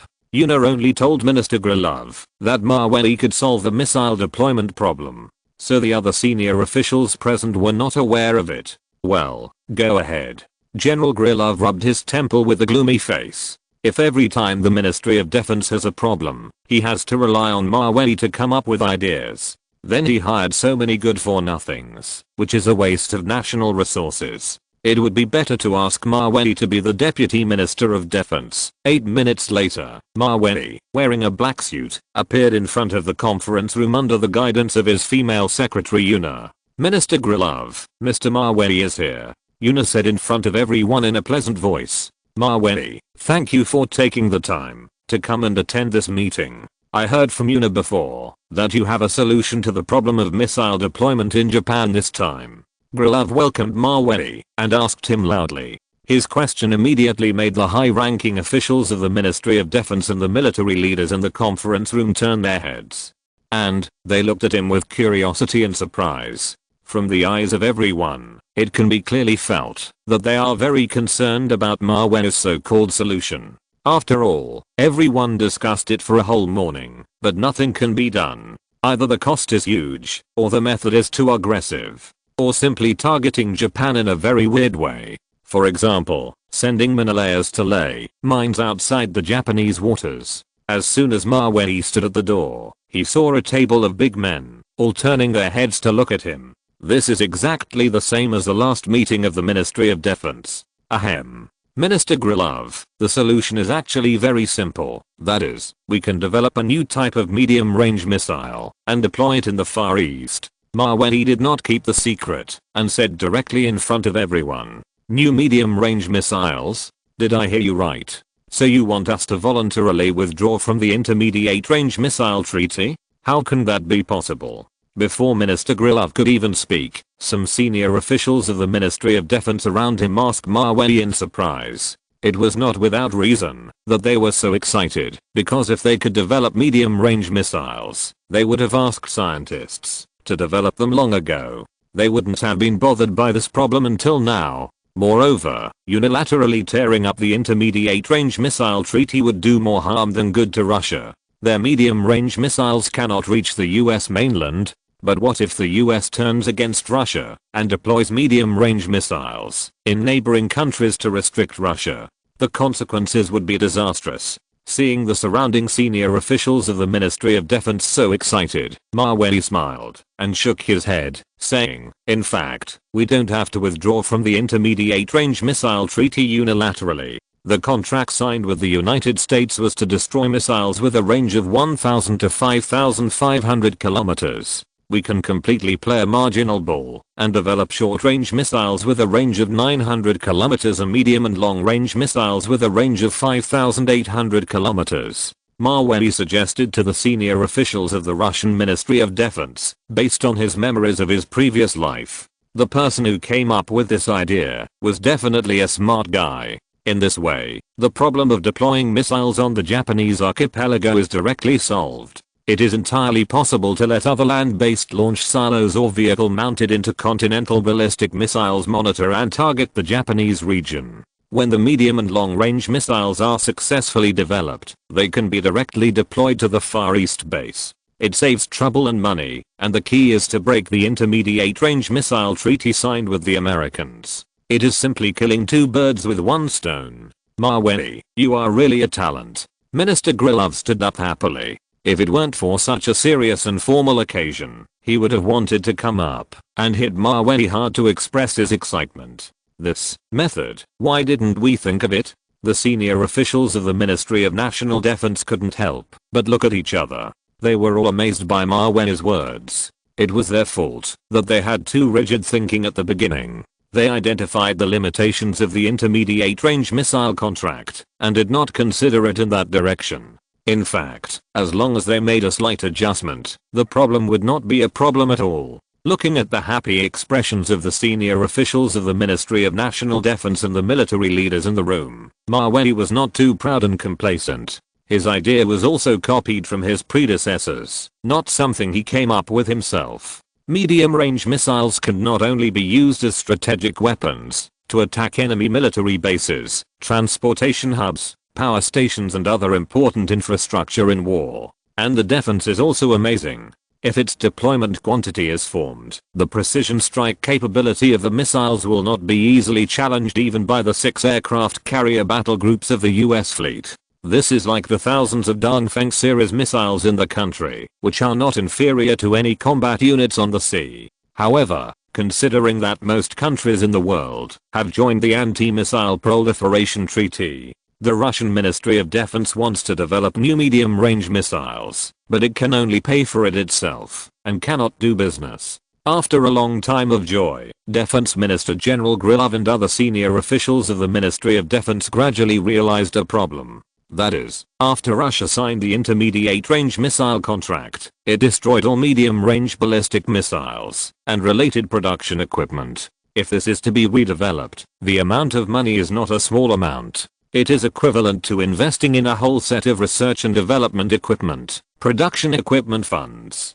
This is another headache. If you're listening to this novel on a channel other than Fanfic World, it means they downloaded and uploaded it without effort. We cordially invite you to visit our channel, Mundo Fanfic Novelos. There you'll find the original version of this story and you can explore many other novels of various genres. We're waiting for you to immerse yourself in a world of incredible novels. Chapter 237, The Evil Monster Maweli. Don't donate money to get the mid-range missile equipment. Minister Grilov, Mr. Maweli's idea is really good. In this way, we can not only use it to threaten Japan in the future, but also all the European countries will be within the attack range of our Russia. But at the beginning, we also destroyed the production equipment of medium-range missiles. If we want to pick it up again, the funds will probably be much more expensive than deploying intercontinental ballistic missiles alone, right? A senior official of the Ministry of Defense in a suit said to the Minister of Defense with difficulty. Funding has always been Russia's biggest difficulty. It's not that they don't have technology or scientists, but the military industry is too expensive. After hearing this, Minister Grilov was thoughtful. This year's Ministry of Defense budget only has $230 million available. Many places have to spend money, and there is not much that can be taken out, which is really a bit stretched. The research and development of medium-range missiles, plus the construction of production lines, this investment is quite huge. It is estimated that at least $800 million will be needed. This money, even if we include our budget for next year, I'm afraid it will not be enough to pay. Minister Grilov said helplessly. After hearing this, everyone's expression gradually dimmed. $800 million may not be a big deal for some economically developed countries. But in Russia, it can definitely drive a person to death. However, just when everyone was silent, Maweli, who was sitting at the table in the conference room, suddenly said to them, Minister Grilov, I think I have a solution to the problem of developing medium-range missiles. As soon as the words came out, the senior officials of the Ministry of Defense looked at Maweli again. Maweli, what do you have in mind? Please tell me. At this time, Maweli took a deep breath and continued, in fact, we can go to Ukraine and buy their missile production lines and research institutes. Then, based on the original foundation, we can improve the range, performance, and other data of the missiles. I believe the money to be spent should be greatly reduced. Before coming, Maweli had already thought of the basic countermeasures. Last year, he undermined the European Union and attempted to destroy Ukraine's nuclear weapons. So now, There are still a large number of nuclear warheads and intercontinental missiles piled up in Ukraine's warehouses, as well as missile production lines and missile research institutes that are about to be abandoned. According to the routine of buying 2 Soviet fighter jets and getting one free last year, Mawey believed that Ukraine would not charge too much for this missile business. Besides, they have become good friends, so the price will naturally be cheaper. When Mawey told the plan, he saw the Russian Defense Minister, General Grilov, and the senior officials of the Ministry of Defense sitting in front of him. Their eyes lit up, and they all showed joy. Unexpectedly, the difficult problems in their eyes were easily solved by Mawey. This guy is simply a monster. In fact, it is not Mawey who is a monster, but Russians, who generally have poor economic minds. They can fight, and confront head-on. But it is really difficult for them to do business and settle accounts. Besides, this was in 2001, and people more than 20 years ago had simpler thoughts. Mawey, thank you so much. This time, Minister Grilov stood up happily from his seat and shook hands with Mawey to thank him. You're welcome, Minister Grilov. It is my duty as a Russian citizen to contribute to national defense construction. Mawey, who was very conscious, said in the conference room. After experiencing the baptism of the Russian-Japanese naval war, Mawey deeply realized how important it is for a country to be strong. Even if there is a lot of money in his pocket, it is useless if the country is poor and weak. Sooner or later, all the money earned will be handed over. Since among all the people present, Mawey is the only one who has the best relationship with the Ukrainian government.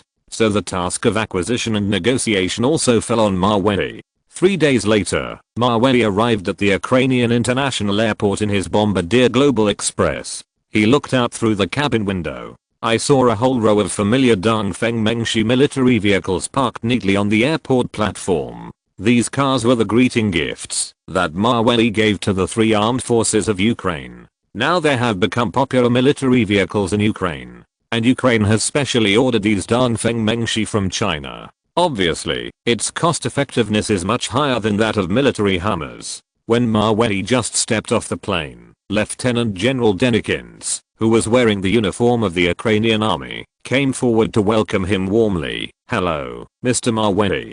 Good afternoon, I'm Lieutenant General Denikins of the 32nd Army Base. Welcome to Ukraine.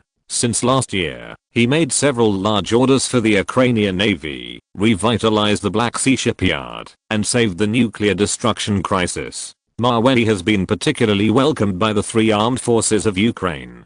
Because as long as he appears, there will be good things. So when the Ukrainian army headquarters learned that Mawey was coming to visit, they naturally welcomed him 100 times. Hello, Lieutenant General Denikins. Thank you for your hospitality. After experiencing large and small arms transactions, Mawey can now be regarded as the king of arms in Russia. However, he did not make a fortune by war. Arms are just one of his hobbies. Mr. Mawey, I heard that you are interested in our Ukrainian medium-range missile research institute and missile production line. Lieutenant General Denikins' reception this time was with a mission. He was asked to facilitate the transaction with Russia. After all, the Ukrainian Navy is now a little richer, and the Air Force has also become more affluent. As for their Ukrainian army, they still have to tighten their belts every year to keep a tight budget. The maintenance and storage costs of intercontinental missiles and nuclear warheads are all big expenses. I'm somewhat interested, Lieutenant General Denikins. But you also know that we, Russia, have signed the intermediate range missile contract with the United States. So there is a certain risk in buying these equipment back, Mawey said lightly. Although he has a good relationship with the Ukrainian government. But it is the first time to deal with the Ukrainian army. So many information is not convenient to disclose, lest you be cheated by others accidentally, for example, deliberately selling at a high price. Lieutenant General Denikins was silent for a while after hearing this. He knew about the intermediate range missile contract.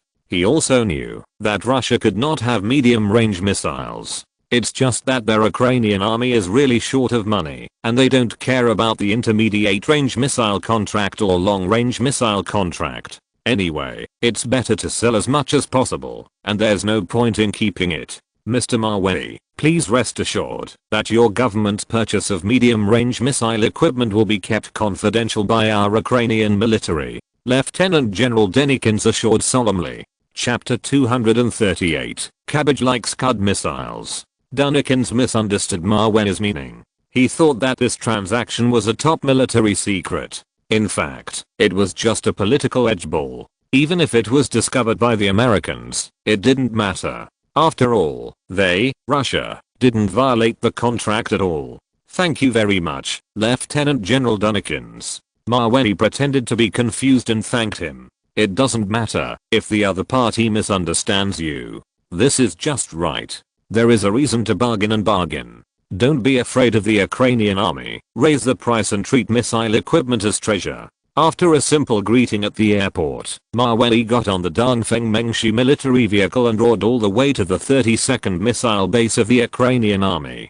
Due to Mawey's current identity, road control and military vehicles are definitely necessary. This is respect for him, and in case something happens. For example, a certain organization sent a killer to assassinate Mawey. At his level, he has many friends and many enemies. Just like 2 months ago, the bodyguards around him captured 3 men carrying silenced weapons. And they found that they were killers sent by Chechen militants. They have been lurking and investigating the places where Mawey goes for more than a month. When the time is right, they will act immediately. Mr. Mawey, the 32nd Army missile base is in front. The base is equipped with land-based launch silos, Thunder missiles, Scud missiles, Topple missiles, Wilk long-range rocket launchers, R-36m Satan super heavy intercontinental missiles, etc. It can be said to be one of the most important missile launch bases in Ukraine. As soon as the convoy arrived at the destination, Lieutenant General Denikins couldn't wait to introduce it to Mawey. Among the missiles he mentioned, the most powerful one is the R-36 Satan super heavy intercontinental missile. This intercontinental missile is a multiple warhead strategic missile left by the former Soviet Union. It is also the largest and most powerful active missile in the world. Its effective load is close to 9 tons, a capability that even carrier rockets rarely achieve. The huge thrust allows it to carry more warheads. The power equivalent can reach 25 million TNT. It is 1,600 times that of the atomic bomb dropped on Hiroshima in the United States. According to the memory of the previous life, Ukraine intended to sell the R-36m ballistic missile in 2018. But no country dared to buy it. This power is almost as powerful as half of the Big Ivan, and the range is still more than 10,000 kilometers. Whoever dares to buy it back is definitely asking for trouble. Lieutenant General Denikins, are the Thunder missiles and Wilk long-range rocket launchers in your base for sale? I may need to buy some personally, Mawey asked lightly, while sitting in the car. Missiles with a range of less than 300 kilometers are allowed to be traded. It does not violate the Missile Proliferation Agreement. So Mawey is very interested in importing these tactical missiles from Ukraine into his arsenal, then sell them to those who need it. At this time in 2001, India's missile research and development capabilities were still very backward. Iran and Pakistan are still using rocket launchers that rely solely on the advantage of dense firepower. Once they are fired, they fly around randomly and have no accuracy at all. As for Malaysia, Thailand, the Philippines, Qatar, and Saudi Arabia, they don't have the ability to develop missiles at all, and they are in great need of short-range or even medium-range missiles for self-defense. So the business opportunities are unlimited. It depends on how Mawey wants to sell them. Sure, Mr. Mawey, I can take you to visit the missile depot of our base now, Lieutenant General Denikins said to Mawey very enthusiastically. He hoped that Mawey would buy as much of their inventory as possible. After all, these missiles, rocket launchers, and production and research and development equipment are not used at ordinary times. They have to spend money on maintenance and occupy space for storage every year. It can be said that every minute, their army resources are being consumed. Under the leadership of Lieutenant General Denikins, Mawey came to the underground arsenal of the Ukrainian army. Unlike the storage buildings for aircraft and tanks, the underground missile warehouse is obviously much stronger. Even if it is bombed by the enemy, it is probably difficult to damage the rocket launchers, short-range and medium-range missiles underground. When Lieutenant General Dunikin signaled his subordinates to open the door of the arsenal storing Thunder missiles and Wilk long-range rocket launchers, Maweli, standing outside the steel barrier, saw rows of military green missiles placed on missile racks. The neatly stacked appearance was pleasing to the eye. How many missiles are there in total? After seeing such a large arsenal, Maweli couldn't help but ask Lieutenant General Dunikins. Including the other 16 underground arsenals, there are a total of 2,381 Thunder missiles, Scud missiles, on sale. The price of a missile is $120,000. Buy 5 and get 1 free, buy 10 and get 3 free. Lieutenant General Dunikin said to Maweli with a hearty smile. These 2,381 Scud missiles were the inventory that Ukraine received when the former Soviet Union split up, a total of more than 7,000 missiles. A large part was left for national defense, and the other part was sold in exchange for funds. $120,000 per missile. Buy 5 and get 1 free, buy 10 and get 3 free. Even though Maweli had dealt with the Ukrainian military before, he knew that they sold their products very cheaply. But this time, I was still surprised by the Ukrainian military.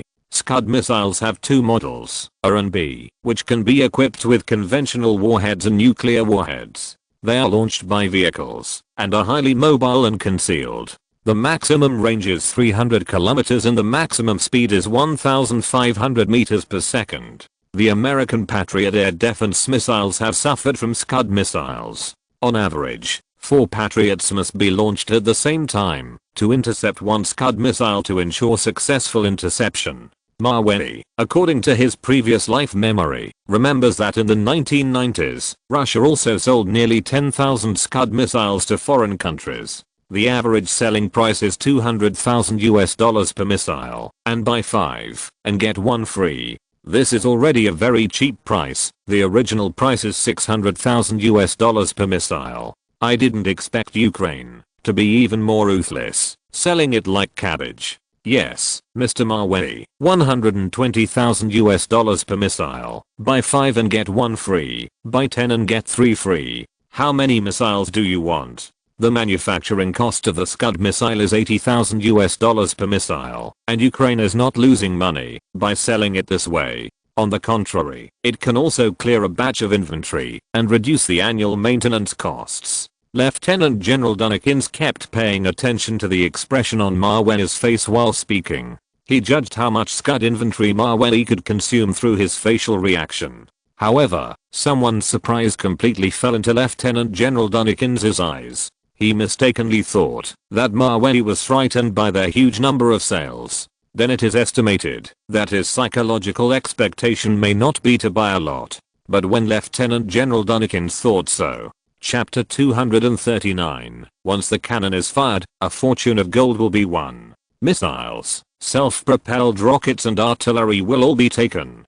But, just when Lieutenant General Dunikins was thinking this, Maweli, who was standing in front of him, suddenly thought it over and said to him, "How about this, Lieutenant General Dunikins? I want all the 2,381 Thunder missiles you are selling. Help me calculate the price." Maweli said proudly in front of the arsenal. Lieutenant General Dunikins standing next to him, and a group of Ukrainian army generals suddenly widened their eyes, as if they had just heard it wrong. What? 2,381 missiles, all taken? An army general stared at Maweli's profile in amazement. These Scud missiles, their Ukrainian military originally planned to clear them out within the next 6 years. Unexpectedly, Maweli, a super rich man from Russia, actually wanted them all at once. When it came to making the key decision, he didn't even blink. My god, how rich is this Russian arms dealer? He came here for less than 2 minutes and he took over our 6-year sales plan. Is he buying food? Or is he buying arms? I remember that at the beginning of the year, the Ukrainian army discussed the plans and programs for more than 2 weeks in order to sell this batch of stranded missiles. But now, meeting the super rich Maweli, all plans are fake. This, Mr. Maweli, wait a moment, we will help you calculate it. Lieutenant General Dunikins never thought that someone could buy more than 2,300 Scud missiles in one go. The total price of this buy 10 get 3 free is $219.84 million US dollars. Mr. Mawei, 2,381 Thunder missiles, minus the decimals. The total price is $219 million US dollars. Are you sure you want them all? Lieutenant General Dunikins felt that happiness came too suddenly. He originally thought that the task assigned to him by the superiors was quite arduous. Unexpectedly, it will be completed in the blink of an eye. Well, take them all. You, the Ukrainian army, are responsible for transportation, right? After acquiring Bugatti, Mawei still had $4.5 billion US dollars in his bank account. Spend $219 million US dollars to buy so many Scud missiles. When you find a seller, you can sell them for 5 times the price. And you can get 2 missiles to play with. For example, blow up an iceberg, blow up an uninhabited island, etc. Anyway, this kind of missile with super cost effectiveness is really not expensive. Seeing Mawei's calm words, Lieutenant General Dunikins standing in front of him, and the Ukrainian army generals couldn't help but sigh in their hearts. This man is really rich. After confirming the purchase of Scud missiles, Mawei also bought all the rocket launchers on sale by the Ukrainian army. As the saying goes, when a cannon is fired, gold is worth 1,000 taels. This sentence is really true. Take the self-propelled rocket launcher for example. The average selling price of a 300mm rocket is 15,000 US dollars, equipped with the TOS-1 flamethrower tanks that the Russian army gave to Mawei. This round of rocket salvos cost 360,000 US dollars, equipped with 2.88 million RMB. At this time in 2001, not many rich people dared to play like this. Besides, they couldn't play, even if they wanted to. Mr. Mawei, do you want these 8,837 300mm rockets in our inventory? The total price is $132 million US dollars. Lieutenant General Dunikins felt like he was dreaming. This is not a case of happiness coming too suddenly, but Mawei's financial resources are almost confusing. What kind of person is this? One person bought $132 million US dollars worth of rocket launchers, plus $219 million US dollars worth of Scud missiles. This is so much money. He is rich enough to rival a country. Faced with all kinds of surprises from the Ukrainian military, Mawei shrugged his shoulders helplessly, saying that these were all basic operations. It was only $351 million US dollars in total. Calm down, calm down. Well, take them all. Lieutenant General Dunikins. Mawei considered whether he should buy an island next, then build a world-class private arsenal to store the weapons and ammunition he collected everywhere. It must be very spectacular at that time. After negotiating these business deals, Mawei suddenly remembered that his main task this time was to discuss Russia's purchase of the Medium Range Missile Research Institute and the Medium Range Missile Production Line. Ahem. Lieutenant General Dunikins, how much do the 2 missile research institutes and production plants belonging to your base cost in total? Mawei felt a little negligent and asked Lieutenant General Dunikins. Once he started buying things, he just couldn't control his desire. No wonder there are so many online shopaholics, all because of the feeling of spending money. It's really great. Well, Mr. Mawei, you have purchased so many Thunder missiles and self-propelled rocket launchers from us. The price of this missile research institute and factory is just $200 million US dollars. Lieutenant General Dunikins said with a discount. The price of these research institutes and missile factories was originally $240 million US dollars. Now, his Ukrainian army was stunned by Mawei. Before the reception, Dunikins clearly heard from his superiors that the arms dealers from Russia came to negotiate the acquisition of missile production lines.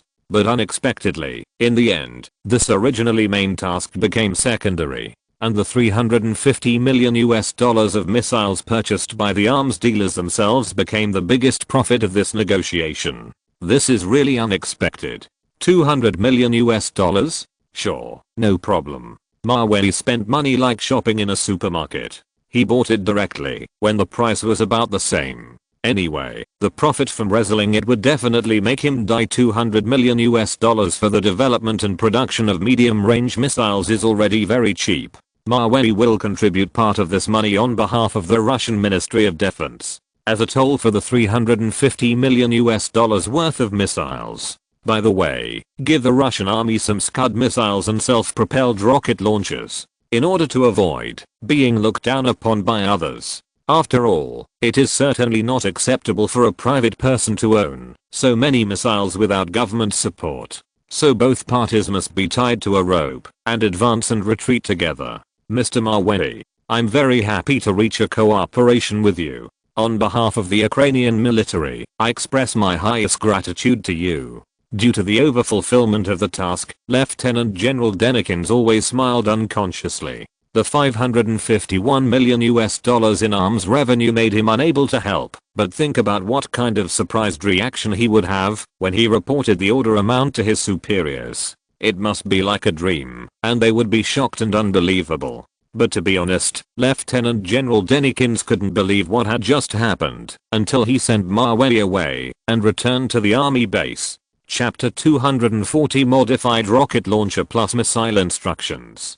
After purchasing so many missiles from the Ukrainian army, Mavey must find a way to sell a batch first. At least make back the cost. In this way, the remaining Scud missiles and self-propelled rocket launchers are equivalent to giving them away for free. It's so wonderful. Which country should I sell these weapons to? Mavey, who was sitting on the plane, thought about this question seriously. There are many war-torn countries in the Middle East, and they must be very interested in short-range missiles and self-propelled rocket launchers. However, Mavey does not plan to sell missiles for war. First of all, he is not short of money, and secondly, he does not want to make bloody dollars. This is tantamount to aiding and abetting. Thinking of the bloody and cruel scenes of the Chechen War, Mavey still remembers them now. Especially the orphans left on the battlefield, which remind Mavey of his previous life. So he will not make such a fortune from war, unless a country has a large number of terrorist activities and urgently needs these missiles to eliminate militants. Otherwise, Mavey will not easily get involved in the war. Ivan, send someone to contact the UAE and Saudi Arabia to ask if they are interested in short-range missiles and self-propelled rocket systems. Mavey told the butler on the plane. The price of 300mm self-propelled rockets is not expensive, and they can't be sold for much money. The expensive part is the launch system, which is very valuable. For example, the US M270 rocket launcher system was sold for as much as $1.97 billion in 2017. It is the key to launching rockets. After all, rockets are not precisely guided. Once they fly out of 70 kilometers, the hit rate is just like setting off firecrackers. At most, they can be used to wash the ground. You can't point and shoot. The Tornado multiple rocket launcher system of the Russian army can be said to be the most cost-effective system at present. In the past, many countries have improved and explored this system on the original basis and developed various alternative products that surpass its performance. For example, the domestic new heavy rocket launcher R3 is improved from the Tornado artillery system. This thing can reach a maximum distance of 760 kilometers, and it can carry out precision strikes beyond a range of 100 kilometers. In other words, it can both clean the ground, carpet bombing, and hit wherever it is pointed, precision guidance. But the most critical point is that it is a rocket launcher, not a missile. This is very important. Because rocket launchers, no matter how far the range is, can be sold to foreign countries, and the Americans can't control it. And the range of missiles exceeds 300 kilometers, and that is to limit the proliferation. So the nature of ammunition is very important. Okay, young master, I'll send someone to contact him right away, the butler said to Mavey, after receiving the order. Oh, by the way, please help me get through to the Minister of Defense first. I have something to discuss with him. Combined with the memory of the previous life, plus the acquisition of the Ukrainian Medium-Range Missile Research Institute, Mavey must make a big plan. What ultra-long-range precision rocket launchers? What modified short-range missiles? He must invest money to let those missile scientists in Ukraine help him develop them. The medium-range missiles that are close to the edge are used by Russia itself. The trade-type rocket launchers that are close to the edge can be modified into missiles by themselves with product manuals. Mavey must find a way to get them. This is an unlimited business opportunity. European and North American countries simply cannot think of or sell such things. Master, Minister Grilov's phone has been connected and he is online. Butler Ivan said to Mavey, covering the microphone with his hand. Well. Mavey took the phone casually, and before he spoke, he heard the hearty laughter of Russian Defense Minister, General Grilov, on the other end of the phone. Mavey, thank you so much this time. Thanks to your help, we have solved another difficult problem for our Ministry of Defense. Minister Grilov, of course, knew that Mavey had bought those missiles and rockets. However, he did not point it out, but pretended not to know. This shows that Mavey's relationship with his Ministry of Defense is already quite close. As long as it does not violate the principle, everything is easy to talk about. No, Minister Grilov, you are too kind. As a Russian citizen, this is what I should do. Mavey answered modestly on the phone. Then, he directly pointed out the theme of this meeting and said to Minister Grilov, by the way, General Grilov, I have something to discuss with you. In addition to the development of two missiles with a range of 950 kilometers and 5,800 kilometers, I think our Russian military may also be able to develop an improved version of the Tornado rocket launcher system and the Scud missile, an 800 kilometer ultra-long-range rocket launcher with a 100 kilometer guidance function, and a 300 kilometer short-range missile that can be modified to increase the range. In this way, we can sell it to foreign countries without restrictions. And I believe many countries will rush to buy it, Mavey said concisely on the phone. However, as soon as he finished speaking, General Grilov, who was sitting in the office, was once again surprised by his amazing imagination. An 800 kilometer ultra-long-range rocket launcher with a 100 kilometer guidance function, or 300 kilometer short-range missile that can be modified to increase the range. If these can be successfully developed, they can really be sold to foreign countries. Defense Minister General Grilov was almost amazed by Mavey's business acumen. God knows what he thinks about all day at such a young age. Compared with his subordinates, General Grilov suddenly felt that, even if they were only half as smart as Mavey, oh, no, even if they were only 1/5 as smart as him, it would be satisfying. The key is that they are not even 1/8. Yes, Minister Grilov, this is good for our Russian military, Mavey said on the phone at the right time. In this way, his missile business in the future will be more stable. In addition to the more than 2,300 Scud missiles purchased from Ukraine and the inventory of self-propelled rockets, there will be a steady stream of new products for him to sell in the future. Okay, Mavey, I will report your proposal to His Excellency the President. For the development of these two missiles and rockets, Minister Grilov also needs the approval of the head. But I believe that after hearing this news, President Putin will definitely praise Mavey's proposal. Thank you, Minister Grilov, Mavey said politely on the phone. In fact, sometimes he didn't know how he did these things. After talking to the Minister of Defense, Mavey handed the satellite phone to the butler and asked him to send someone to contact Saudi Arabia and the UAE to ask them if they wanted Scud missiles. Chapter 241 Pu 20th invites Mavey to attend the Red Square military parade. At the same time, Defense Minister General Grilov also reported Mavey's latest two proposals to the Russian top leader truthfully. Mr. President, I have very good news for you. I just received a call from Mavey. He has an idea that maybe we can design and develop an 800 kilometer ultra-long-range rocket launcher or 300 kilometer short-range missile that can be modified by ourselves to increase the range, then sell it to other countries. I believe these missiles should have a lot of sales. General Grilov is a relatively upright person. He will not take Mavey's credit and say it is his own. Whatever happens, it will be. The Russian president on the other end of the phone learned 2 days ago that Mavey had done another big thing. He perfectly cracked the intermediate range missile contract signed with the Americans. And he also bought the research and development and production line of medium range missiles from Ukraine at a low price. In this way, not only can we angrily attack Japan in the future, but also those neighboring countries that are not peaceful can be targeted one by one. It is simply 100 benefits without any harm. Is it that Mikoyan family's Mavey again? The Russian president asked on the phone with a pondering look. Yes, Mr. President, that's him. General Grilov answered truthfully. If the system didn't allow it, Grilov would have wanted to promote Mavey to an important position in his Ministry of Defense. Well, when the Red Square military parade is held this time, help me arrange a good position for him. The Russian president said to Minister Grilov with care.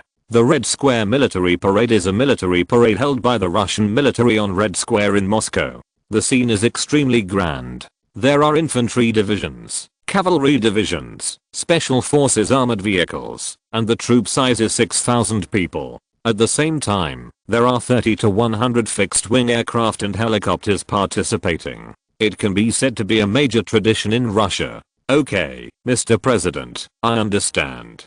General Grilov answered immediately on the phone. What the president meant by arranging a good position is naturally to arrange Mavey in the area around him to watch the military parade together. This is a very high honor. Even some generals in the army may not have such treatment. It was all Mavey who came to this step by his own strength. After contacting the rich countries in the Middle East, Mavey received a reply from Saudi Arabia a week later. We are willing to come to Russia to have a look. Among the many countries in the world, Saudi Arabia can be said to be a very magical country. He has a mountain of gold and spends money like water. In his previous life, he bought all the most advanced weapons in the world. Military expenditure even surpassed Russia and ranked third in the world. But such a magical country has raised an even more magical army. That is the Saudi Arabian army, which is known as the Tycoon's army. Its equipment can be said to be armed from toes to teeth, and all of them are the most expensive. And as long as new weapons are launched, Saudi Arabia will immediately spend money to buy them without hesitation. Then the original equipment will be transferred to the reserve, that is, thrown into the desert to accumulate dust. Such a Tycoon's army should be extremely powerful, completely beating the surrounding Middle Eastern countries such as Iraq, Jordan, Israel, and Yemen. But the combat effectiveness of the Saudi Arabian army is a world famous War 5 scum, that is, the scum with a combat effectiveness of only 5. In their previous lives, during the Gulf War, they drove the French-made AMX-30B2 main battle tanks, but they did not dare to confront Iraq's outdated Type 69 tanks head-on. You know, the AMX-30 main battle tank is equipped with reactive armor.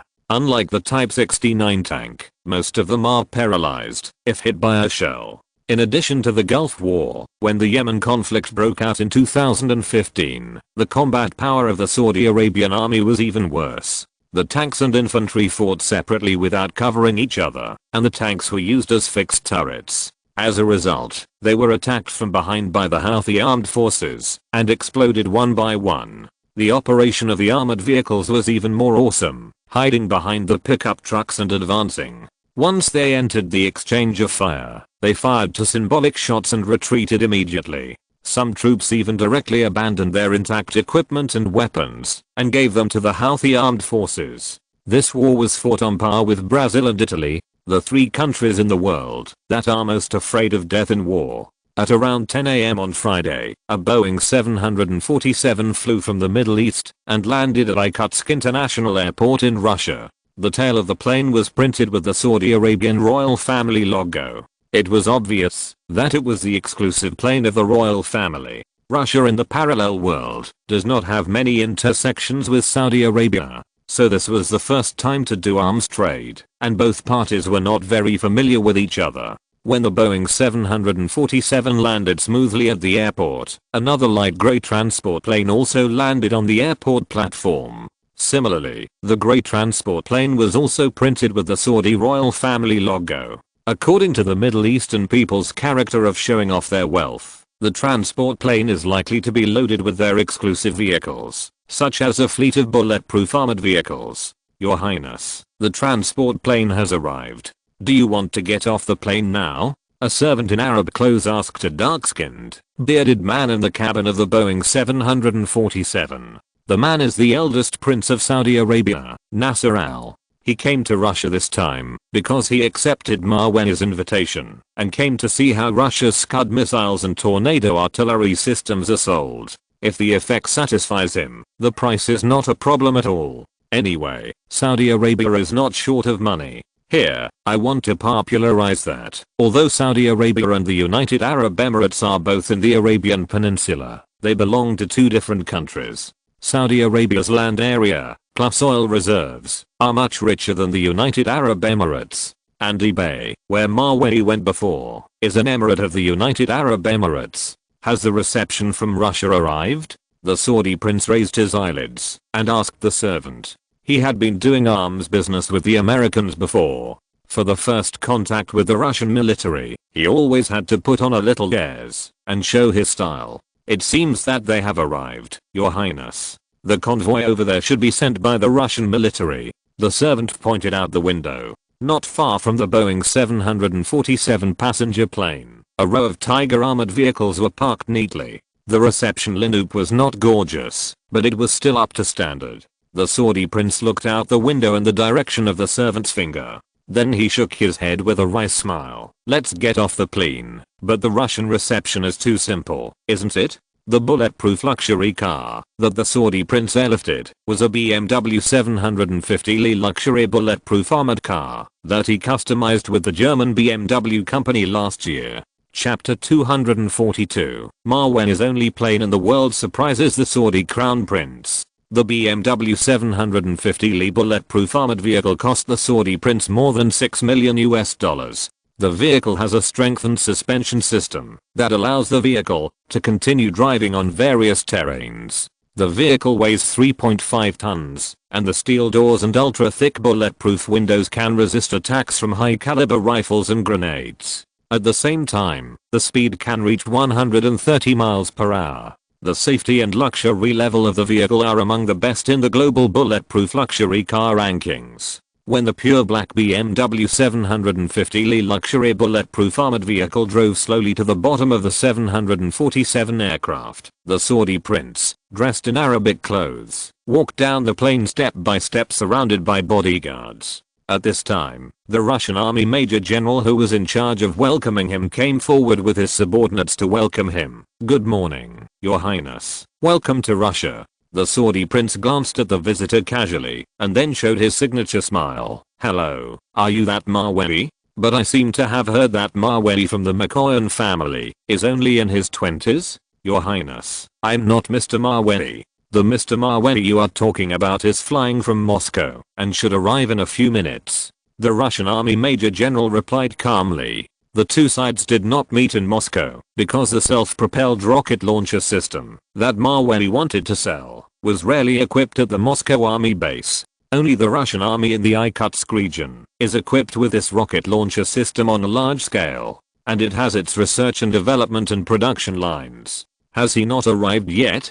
Although the Saudi prince was far away in the Middle East, he had heard of Mawey's name. After all, solving the Ukrainian nuclear destruction crisis, negotiating Turkey's seizure of the Veryag aircraft carrier, and triggering the Russian-Japanese maritime conflict, etc. All these deeds are related to Mawey. Ordinary people may not know much about it, but the top leaders of the country must know something about it. We are almost there, Your Highness. Look at that plane. It seems to be Mr. Mawey's private car. The Russian army major general pointed to the sky quickly. Looking in the direction of his finger, I saw a pure white giant plane roaring towards the airport. At this time, the Saudi prince and his bodyguards turned around and looked up. However, it would have been better if they hadn't looked at it. As soon as they saw it, the Saudi prince and his bodyguards were shocked. Because the giant plane slowly falling from the sky was not a Boeing 747, nor an Airbus A380. It was a super huge plane that the Saudi prince had never seen or witnessed before. Is that his private plane? What model is it? It doesn't seem to be an A380, right? The Saudi prince hurriedly asked his entourage in a low voice. But the servants around him also saw such an amazing plane for the first time. So they couldn't answer it. They could only stare blankly, shaking their heads silently, wondering what the hell is that flying in the sky? Why is it so huge? The guests from Saudi Arabia were all surprised by Mawey's private plane. So the Russian army major general standing by smiled and explained to everyone, "Your Highness, the plane that is about to land is Mr. Mawey's An-225 transport plane, and there is only one in the world. Its maximum takeoff weight is 640 tons. It was originally developed to transport the Buran space shuttle. Because the internet was not popular in 2001, and the Ukrainian government in this life was very low-key in promoting the An-225 transport plane. So many people may have heard of this super transport plane, which is the only one in the world, but they may not have seen it in person. The An-225 transport plane is a super large military transport plane developed by the Antonov Design Bureau. If it is converted into a passenger plane, it is initially estimated that it can accommodate 1,500 to 2,000 passengers at the same time, which is 4 times the largest passenger plane A380. The cargo hold can accommodate 16 containers. The load capacity exceeds 300 tons. Compared with the largest military transport aircraft C-5 owned by the US Air Force, the carrying capacity of the An-225 transport aircraft is at least 182 tons more than the C-5. You can see how awesome it is. An-225 transport aircraft. The Saudi prince stared at the giant aircraft above his head without blinking. Compared with his own 737 passenger plane, Mawey's An-225 is simply too awesome. It is so awesome that the Saudi prince wants to spend money to get himself one. But there is only one An-225 transport aircraft in the world. Anyone who can own it is definitely not a poor person. No matter how much money other local tyrants spend, they will definitely not sell it. Just as the Saudi prince was thinking this, Mawey's An-225 transport aircraft also landed at the airport leisurely and slowly stopped next to the Saudi prince's small transport aircraft. The huge fuselage of the An-225 transport plane is 84 meters long, plus the amazing wingspan of 88.4 meters. Whether it is the Saudi prince's transport plane or his Boeing 747, they are all like children's toys, not worth mentioning at all. When the An-225 transport plane landed smoothly at the airport, an A380 passenger plane in the sky also landed on the runway belatedly. Yes, both planes belong to Mawey. However, the An-225 transported Scud missiles and self-propelled rockets purchased by Mawey from Ukraine. In order to prevent accidents in the middle of the journey, Mawey took the Airbus A380. Mr. Mawey, you are here? Seeing the plane arrive safely, the Major General of the army also brought his men to greet Mawey's arrival. Compared with the Saudi prince, Mawey's sight obviously made him more nervous. After all, Mawey is currently a big celebrity in the Russian military and political circles. Even if he has finally reached the level of Major General, he can't afford to offend him. This is no joke. Mawey, wearing a black suit, walked down the gangway. "Hello, Mr. Major General, I'm sorry, I was delayed by something, so I'm late. Has the Saudi prince arrived?" No matter how popular Mawey is, his calmness and restraint are always consistent. He will not become arrogant because of his improved status. That will only make him die faster. "Yes, Mr. Mawey, the Saudi prince's plane is over there." The Russian army major general pointed in the direction of the Boeing 747. "Okay, I know. Then, start unloading," Mawey said, and signaled his men to open the door of the An-225 transport plane, which was loaded with 10 containers of Scud missiles and self-propelled rockets. All of them were prepared by him for the next test shooting scene. Since the last recording of the Counter-Strike PlayerUnknown's Battlegrounds promotional video, Mawey has not appreciated his explosion art for more than a month. It's time to show real skills. Chapter 243, Mawey's Arrogance, Short-Range Missile Self-Propelled Rocket Launcher, Casually Rich. When the door of the An-225 transport plane was fully opened, teams of Russian soldiers drove missile transport vehicles and forklifts from the other end of the platform. Irkutsk Airport is a dual-use airport for military and civilian use, allowing the military to transport ammunition, artillery and other heavy weapons. So the Saudi prince was staring at the scene in front of him. Container after container of missiles were forked out of the transport plane by forklifts, and a total of 10 boxes were forked out. Those who know that this is transporting arms. Those who don't know think that it is some kind of trade. When the missiles were unloaded, Mawei naturally had to meet his rich customers and get familiar with them. I think the domestic Dongfeng 3 medium-range ballistic missiles were bought by this wealthy buyer. According to rumors, it cost a total of $3.5 billion to purchase 35 Dongfeng 3 medium-range ballistic missiles. This was in 1986, when the country's foreign exchange reserves totaled only $2.03 billion. It can be seen how rich Saudi Arabia is. The Dongfeng 3 transaction is the only successful example of medium-range missile transaction in the world. At that time, there was no missile proliferation agreement signed in China.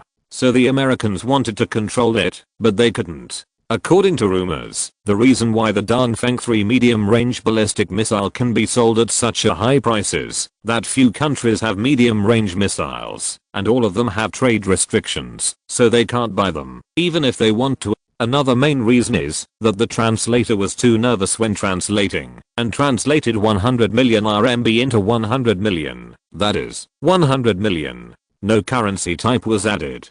Then the Saudi royal family subconsciously thought it was a US dollar transaction. So in the end, they readily agreed to buy 35 Dongfeng 3s at a time for 100 million US dollars and paid the full amount. No installment payment was made. Haha. Hello, Mr. Mawei. I have always heard your name in the Middle East before. Today's meeting is really different. Seeing Mawei's momentum, even the knowledgeable Saudi prince had to give him some face. So he smiled and stepped forward and shook hands with him. Hello, Your Highness. Welcome to Russia. Mawei naturally treated the prince of a wealthy country with courtesy. In addition to being extremely rich, this country also particularly likes to buy arms, and it must be developed into a long-term customer. Mr. Mawei, these boxes are not transporting your Russian Scud missiles and self-propelled rockets, right? The Saudi prince is also a military fan. Although he doesn't know what is in Mawei's box, he can sense that it must be arms with his sensitive sense of smell. At this time, Mawei smiled after hearing it, then clapped his hands and signaled to his subordinates, open the container and show the goods to Your Highness. As his voice fell, 10 nearby containers were opened from the side by the transport personnel one after another. These boxes are specially customized and can be opened from the side. Half a minute later, when all the containers were opened, what the Saudi prince didn't expect was that in addition to boxes of Russian Scud missiles and self-propelled rockets, there were actually several drone-like flying equipment. Looking at the number of missiles and rockets in front of him, which was comparable to the number of arsenals, the Saudi prince smiled and clapped his hands in amazement, saying, Mr. Mawei, you are indeed one of the largest arms dealers in Russia, carrying so many missiles and munitions with you. By the way, what are these drones in the box used for? Is it related to this transaction? You will know later, Your Highness. However, these Scud missiles and self-propelled rocket launchers in front of you are all used for military exercises later. They are samples and do not belong to the scope of transactions. Mawei said with a faint smile.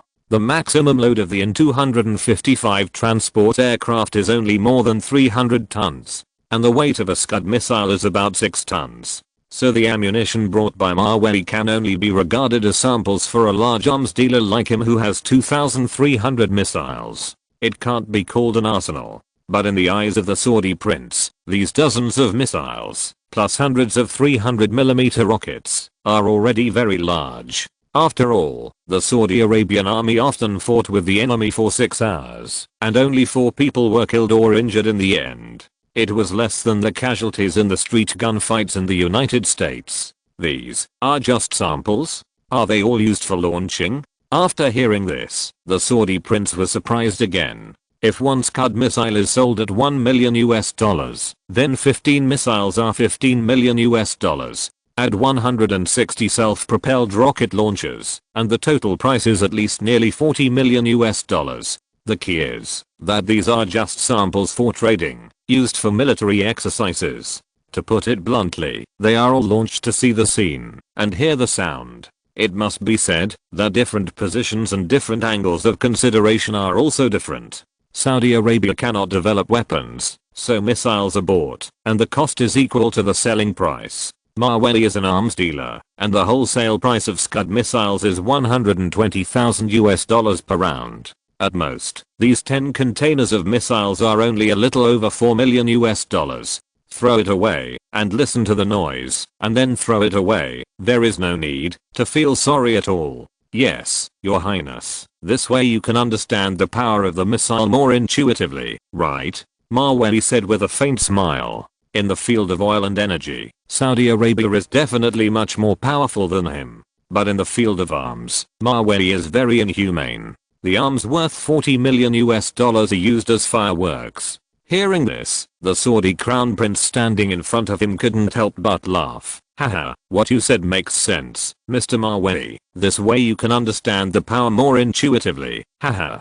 People of the level of the Saudi prince only respect those who are equally powerful. Obviously, Maweli's casual display of his hands immediately made the Saudi crown prince favor him. He thought that Maweli was a very capable Russian arms boss. Then let's go, Your Highness. The army base is waiting. Maweli said with a smile at the airport. In this life, he is really awesome. He can actually chat and laugh with the Saudi crown prince, and even pretend to be cool in front of him. This scene is something that most people would rarely dream of. So Maweli knew that what he was experiencing was probably not an illusion at the moment of death. It was also not a dream caused by his brain activity when he became a vegetable. Okay, Mr. Maweli, I will obey your command. If you're listening to this novel on a channel other than Fanfic World, it means they downloaded and uploaded it without effort. We cordially invite you to visit our channel, Mundo Fanfic Novelos. There you'll find the original version of this story and you can explore many other novels of various genres. We're waiting for you to immerse yourself in a world of incredible novels.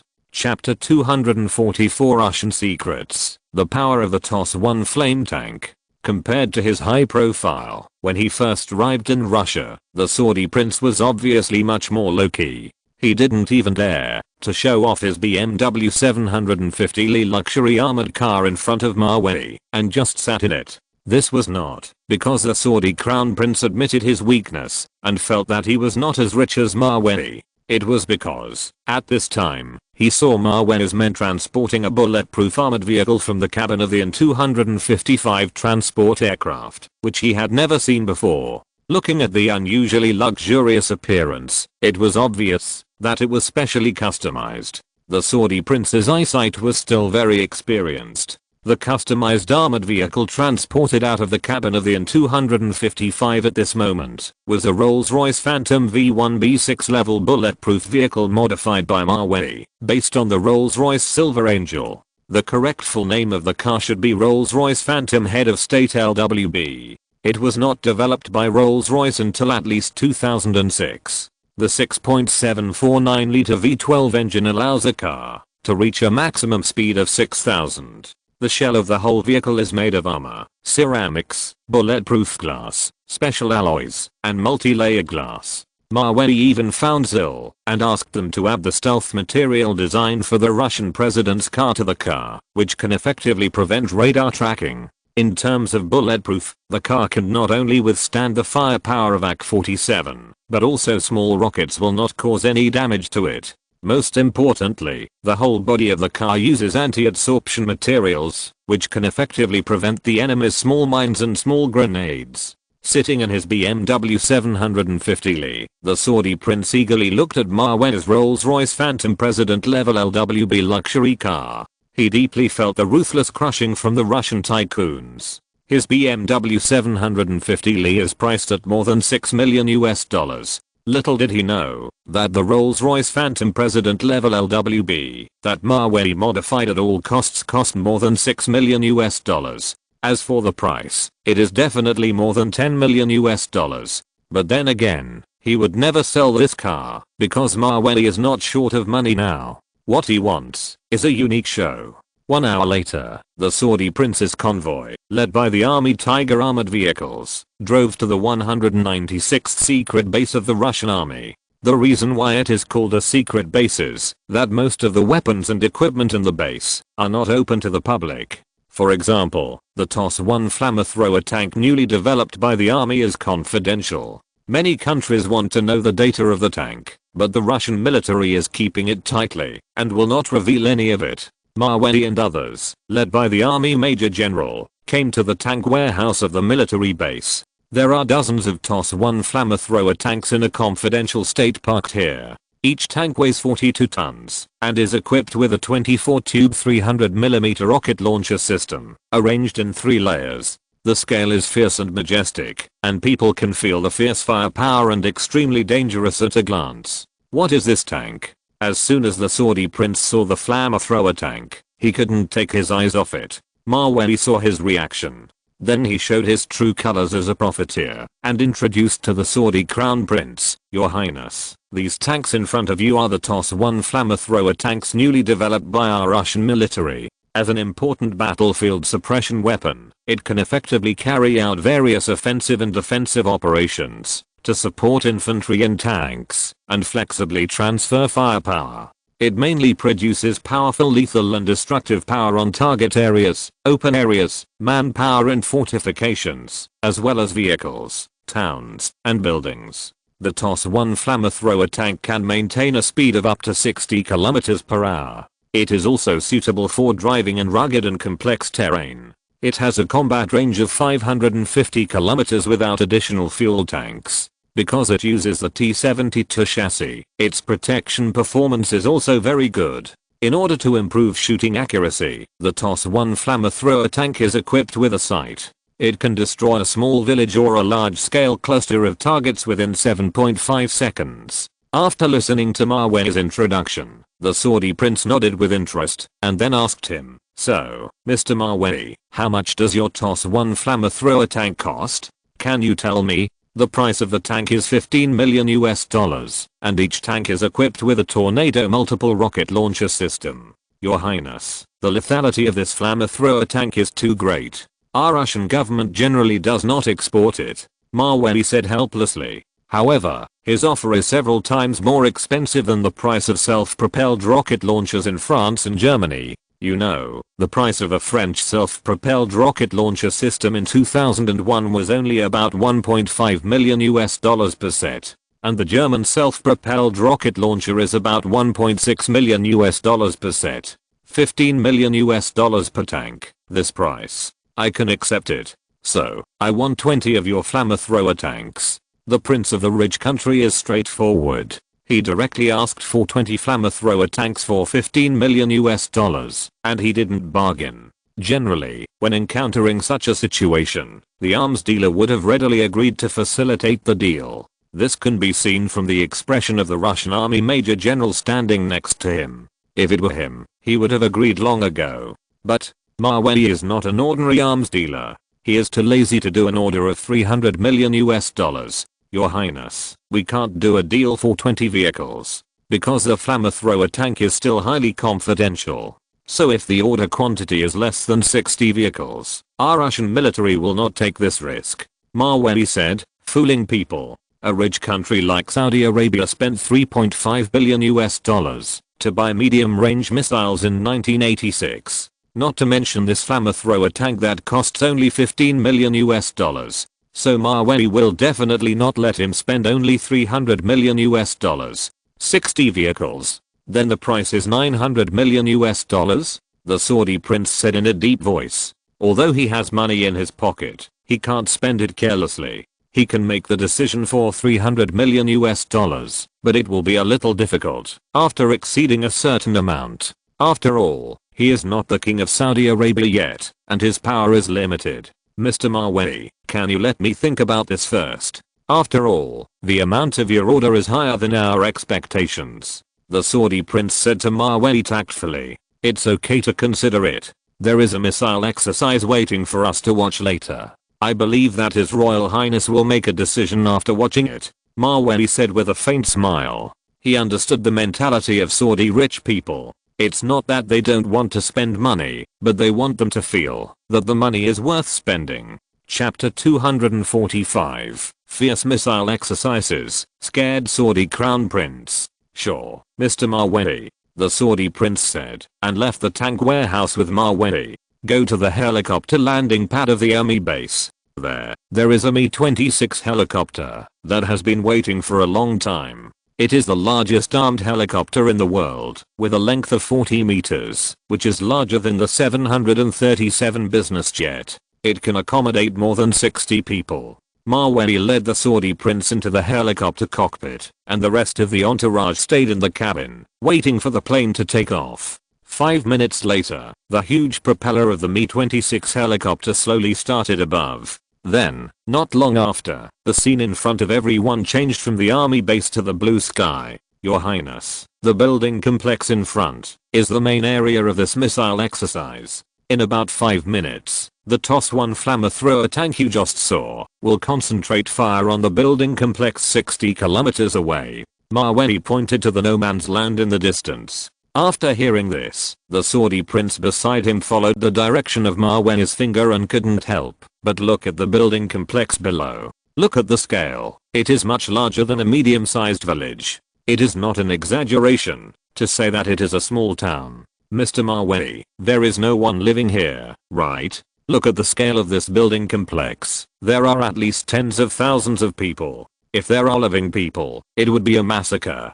Don't worry, Your Highness. This is a no man's land. It is a simple town built by our Russian army specifically to test the power of flamethrower tanks. Before that, a special team was sent to conduct a carpet search to ensure that no one lives, Maweli said with a smile. Rather than saying that it was built by the Russian army, it is better to say that he spent millions of dollars to build an uninhabited town in an uninhabited area in order to witness the explosion scene, just to see how it will be destroyed. To be honest, this is the first time that the Saudi prince has seen such a military exercise. After all, not everyone is like Maweli, rich and inhumane. However, just when the Saudi prince was about to say something else, at this time, on the hillside 60 kilometers away, a burst of fire suddenly appeared. Then there was a burst of white smoke surrounded by clouds and mist, which instantly filled the entire hillside. Before the Saudi prince could react, he saw a large group of warheads emitting red flames suddenly appear in the azure sky, and they attacked the uninhabited town in the distance at a very fast speed. Sitting in the cockpit, the Saudi prince looked at the terrifying rockets in the sky with surprise. Looking at the scale of this round of concentrated fire, there are at least hundreds of rockets. At this rate, this uninhabited town can definitely be bombed into ruins. Hundreds of 300mm caliber rockets, driven by fuel, whistled across the sky, and at a speed of 1 km/s, nearly Mach 3, they flew towards the uninhabited town below. At this time, the Saudi prince had no time to think. He was now only subconsciously looking at the rocket group in the distance, which was invincible in the air and quickly approached the target area. Almost between everyone's breaths, the rocket group whistling past accelerated and dived. It instantly fell into the uninhabited town in the distance. Boom. Boom.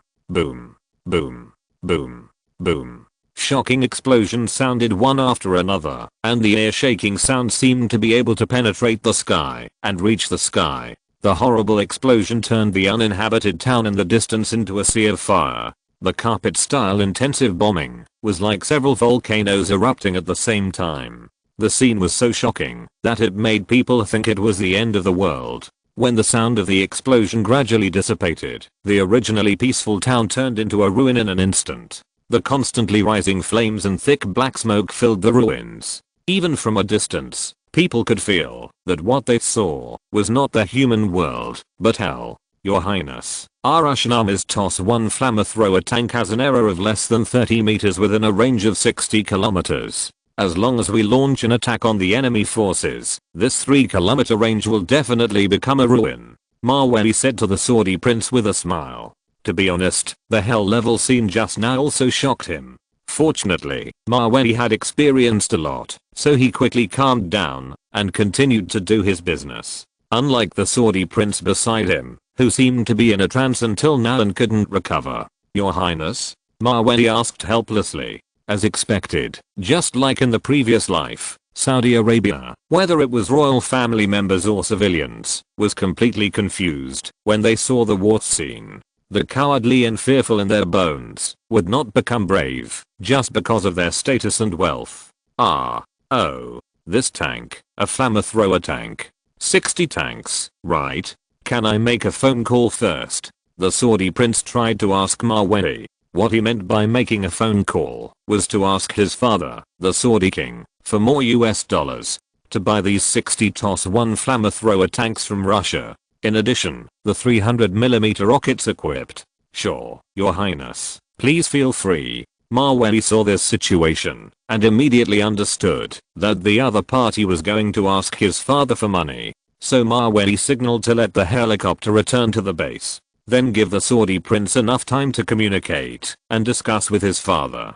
Hello, father, I'm at the Russian army base. Their self-propelled rocket launcher system is very powerful. I just saw that only 5 sets of systems are needed to destroy a town within a range of 3 kilometers. If our army is equipped with this, it will definitely be even more powerful, the Saudi prince said excitedly on the phone. After listening to his narration, the Saudi king on the other end of the phone didn't think much. He made the decision directly and said one word, then buy them all back. Okay, father. The Saudi prince agreed happily. This is the fundamental reason why Maweli spent money to build towns and launch rockets. Only the most intuitive and shocking scenes can arouse the primitive desires of human beings. Mr. Maweli, I've decided. We Saudi Arabia will take all these 60 flamethrower tanks and the corresponding rockets too. 1,000 rounds. Oh, no.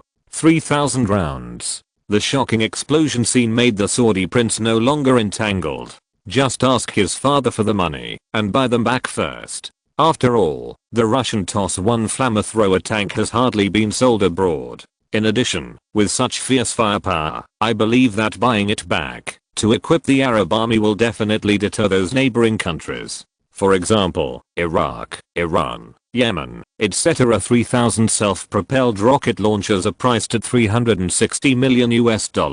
The Saudi prince did not ask for a discount for this money and paid the full amount together with the flamethrower tank. How arrogant. Chapter 246. Red Square Military Parade. Smartphone R&D layout. The Russian army major general who followed him throughout the whole process was really impressed by Maweli. The original order of more than $300 million US was turned into an order of $1.26 billion US by Maweli's series of measures. The key is to pay the full amount at one time, which is so neat and tidy that he almost clapped his hands in admiration. Saudi Arabia bought so many arms from Russia in one go. The Russian army, of course, cannot be stingy and gave a few more Scud missiles to the Saudi prince to take back and play with. If you think the power is okay, then come to Russia to buy it. Anyway, the Russian military will definitely give a large part of this business to Maweli, who told them to owe Maweli such a big favor. The cost of the $900 million US flamethrower tank is only $50 million US, which is equivalent to selling it for more than 16 times. Mr. Maweli, thank you for the reception of the Russian military this time. If you have the opportunity to come to our Saudi Arabia in the future, remember to find me. The Saudi prince said goodbye to Maweli at the airport with satisfaction. Although they spent a lot of money, it felt very worthwhile. After all, there are wars in the Middle East. If someone attacks us, the loss will not be $1 billion US, at least tens of billions. Okay, your highness, I will come to you with a thick skin when the time comes, Maweli said with a smile. As the saying goes, plans cannot keep up with changes. He didn't sell any of the 2,300 short-range missiles he wholesaled from Ukraine. He bought a 300mm self-propelled rocket launcher casually, but sold only 3,000 of them. He still has to find buyers to sell some of these Scud missiles in stock. Originally, Maweli wanted to fool the Saudi prince and do some paid military training. Let his mercenary group go to Saudi Arabia to train soldiers and teach them how to fight against Al-Qaeda terrorists. But later, he thought about it and gave up. After all, the Saudi Arabian army's scumbag strength is a headache for even Americans. This is not a problem of tactical training at all, but they are afraid of death and don't want to fight. Even if the training is complete, he will definitely be a deserter when he goes to the battlefield. Maybe in the end, Saudi Arabia will blame his Maui mercenary group for poor training. After all, in the Gulf War Saudi Arabia blamed the French AMX-30B2 main battle tank for poor quality. It was no match for Iraq's Type 69 tank. Little did they know that, if Iraq used AMX-30B2 tanks to attack Saudi Arabia, it would definitely beat the Saudi army. However, before Mawey could find a buyer to take over the ballistic missiles, the Kremlin's invitation to the Red Square military parade came first. "Hello, Mr. Mawey, this is Una. Our Minister Grilov would like to invite you to participate in this Red Square military parade. I wonder if you have time in 2 weeks." Una, the secretary of the Minister of Defense, asked on the phone in a pleasant voice. "There must be time for this." Mawey replied immediately. "The military parade is an important tradition of the Russian military. If he doesn't go, it will be a disrespect. Besides, by then, not only will the Minister of Defense, the Minister of Internal Affairs, the Director of the Federal Security Service, the Commander-in-Chief of the Air Force, the Commander-in-Chief of the Army and other military leaders attend. Even the President of Russia will definitely attend the military parade. If Mawey doesn't go, then he can't stay in Russia. Okay, Mr. Mawey. We will send the invitation letter to your house later," Una said to Mawey respectfully. "Well, okay." After talking to the Secretary of the Minister of Defense, Mawey asked Google about the development progress of Android smartphones. See if it is possible to plan ahead and invest in the construction of signal infrastructure. At this time in 2001, the domestic 1G analog phone service had just been officially stopped, which meant that the 1G network was completely eliminated. As for the 2G network, due to the incomplete construction of base stations, only developed cities have it. But not every corner can find a signal. As for the 3G network, it will not be developed until 2008, which is still 7 years away. So as the smartphone pioneer in this life, Mawey must have a good relationship with those communication companies in advance, find a way to invest in shares. In this way, he does not have to worry, even if Apple and Samsung compete with him. Because even if his mobile phone market share is reduced, he still has the communication business, which will always be invincible. Chairman Mawey, I have good news for you. Qualcomm's Snapdragon microprocessor has been completed by nearly 50%. And the development of the Android system has also been developed to 35%. It is expected that the prototype of the Android smartphone can be developed at the beginning of next year at the earliest, and at the end of next year at the latest, Google President Sergey said on the phone. Originally, Chairman Mawey wanted to enter the mobile phone industry, and Sergey and other company executives were a little worried. After all, they, Google, have never been involved in the mobile phone industry. They feel that they cannot compete with mobile phone giants such as Nokia and Motorola. But as the design of the smartphone required by Mawey continues to improve, Google President Sergey found that the smartphone they are developing is obviously much more powerful than the Nokia brick phones and Motorola flip phones currently on the market. I believe that it will lead a wave in the mobile phone field by then. Okay, I understand. Well done. Smartphones will be successfully developed by the end of next year at the latest. This news is pretty good for Mawey. It is 4 to 5 years faster than in the previous life. After talking on the phone with the president of Google, Mawey's life became more relaxed again. When he has nothing to do, he stays at home to play with his 3 pets. When he has something to do, he goes to the United States to have a tryst with his goddess Jennifer, paying public grain. Life is also easy and comfortable. 2 weeks passed in a blink of an eye. Soon it was the day of the Russian Red Square military parade. This was the first time that Mawey could be on the scene and watch the military parade with the big shots of Russia. In his previous life, he could only watch the broadcast or photos on TV and the internet. If someone asked Mawey what it felt like to watch the military parade on the spot, Mawey would definitely say that he didn't feel anything. He just accompanied a group of big shots to watch the military parade. If we talk about the excitement, none of them are as exciting as the exercises that Mawey did when he was doing business. But then again, the military parade is a political task. Even if the scene is ordinary, it still needs to be put on display. Mawey, let me introduce you. This is the Director of the Federal Security Service, General Lagchovs. Mawey, this is the Commander-in-Chief of the Strategic Rocket Forces, General Rodyayev. Defense Minister Grilov introduced Mawey enthusiastically. Chapter 247 Poo 20th's Twin Daughters. General Lagjovs, General Rodyayev, this is Maweli. I think his identity does not need to be introduced in detail. Haha. Hello, Mr. Maweli. I have always heard your name, but I have never had the opportunity to meet you. I didn't expect to see you today. You are indeed a promising young man. General Rodyayev, Commander-in-Chief of the Strategic Rocket Force, smiled and shook hands with Maweli. These military leaders have long heard of Maweli's deeds. It is even heard that the Russian president is very fond of this young man. Thank you, General Rodyayev. I'm just lucky. Maweli will not take these compliments from the officialdom seriously. Russia's Red Square military parade is usually held on May 9th and November 7th. In 2001, it was the 56th anniversary of the victory of the Soviet Patriotic War. The troops participating in the parade reached 4,000 people. There were 119 weapons and military equipment, and the number of aircraft reached 35. Among them, the T-34 anti-85 tanks used by the Soviet Union in World War II were driving at the forefront of the combat equipment column.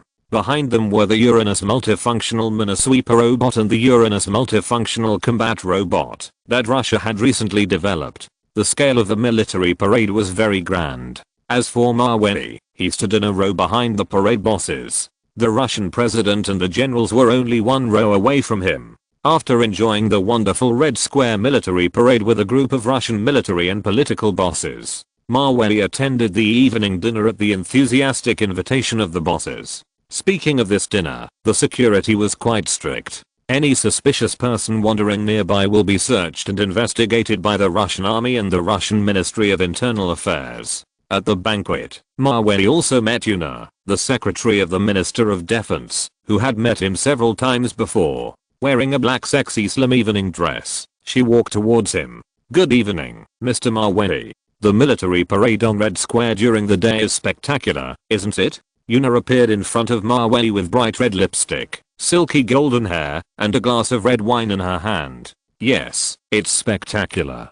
Maweli replied with a smile. He couldn't say that the military parade was okay, but it was a bit boring, and the sun was a bit hot. However, just as Maweli answered like this, the door of the banquet hall was suddenly opened. Then a tall and elegant Russian young woman appeared, wearing a silky blue dress. Walking next to the young woman were two Russian girls who looked about 16 years old, with delicate facial features, fair and tender skin. They were full of little beauties. The key is that these two girls are twins, just like they were carved out of the same mold, making it difficult to tell who is the elder sister and who is the younger sister. I don't know if it's a coincidence or because someone is the youngest and most eye-catching among the uncles in the audience. When Maweli cast his eyes on the twin sisters, coincidentally, the two daughters of the president also cast their eyes on Maweli. Obviously, they often heard his name, so they were curious to see what he looked like in person.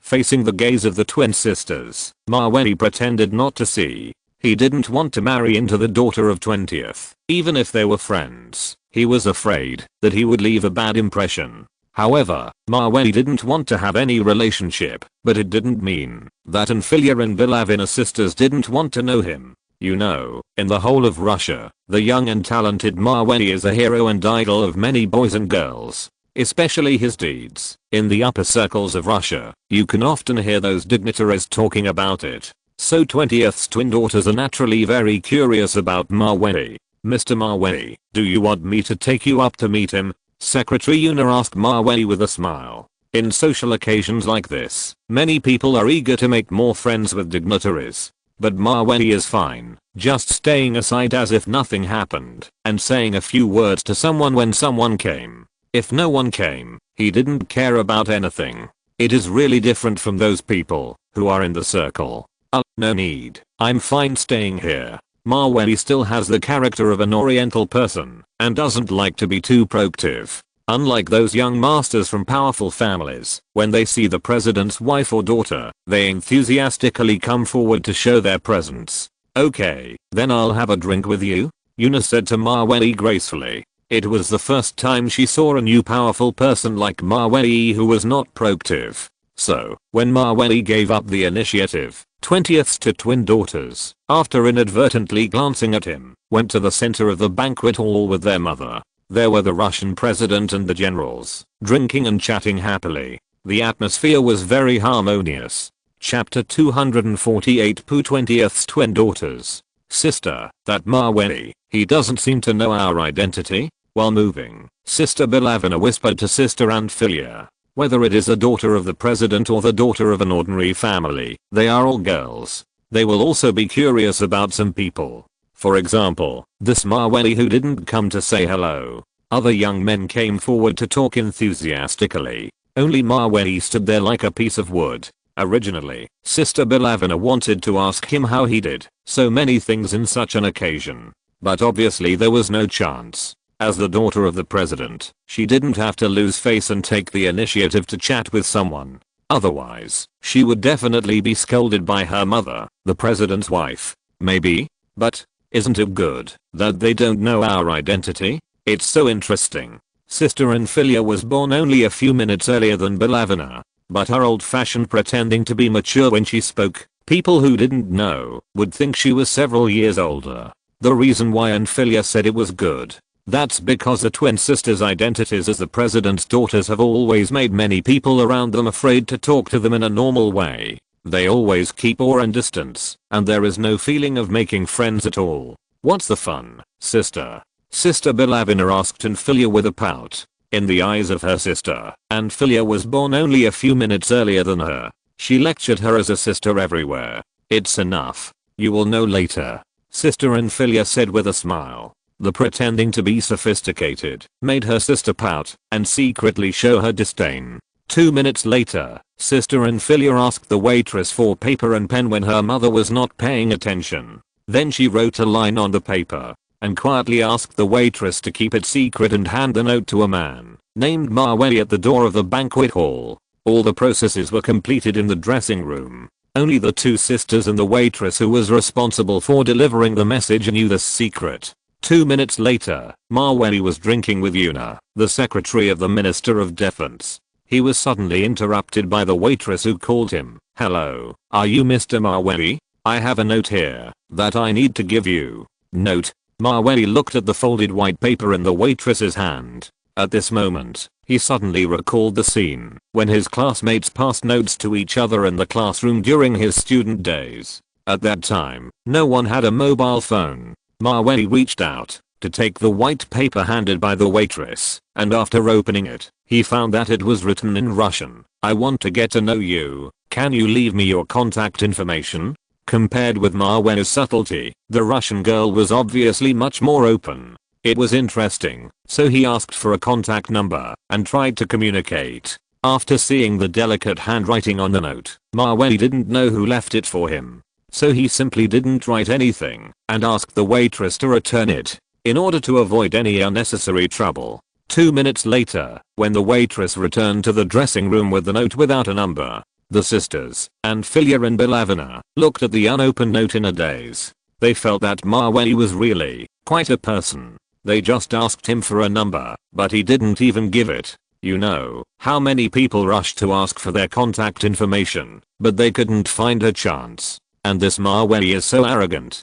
Sister, is this what you said is interesting? There is no phone number, so how can we contact? The younger sister Bilavina asked her sister with a teasing look. It is really fun that the other party does not know the identities of the two. The elder sister Antfilia knew that her sister was asking her on purpose, so she pretended to be calm and asked back, don't you think it's interesting? Anyway, his contact information should be on the host's guest list.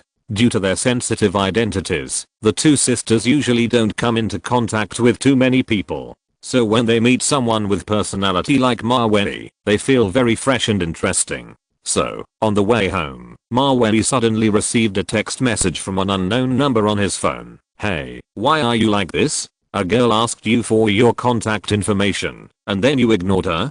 Maweli, who saw the message, was full of questions and had no idea who was on the other end of the message. It was probably the daughter of a rich man who he met by chance at the banquet just now. Excuse me, who are you? This time, Maweli couldn't just ignore the message. Otherwise, he would offend someone for no reason. Besides, the other party had found his mobile phone number and was obviously upset about being ignored just now.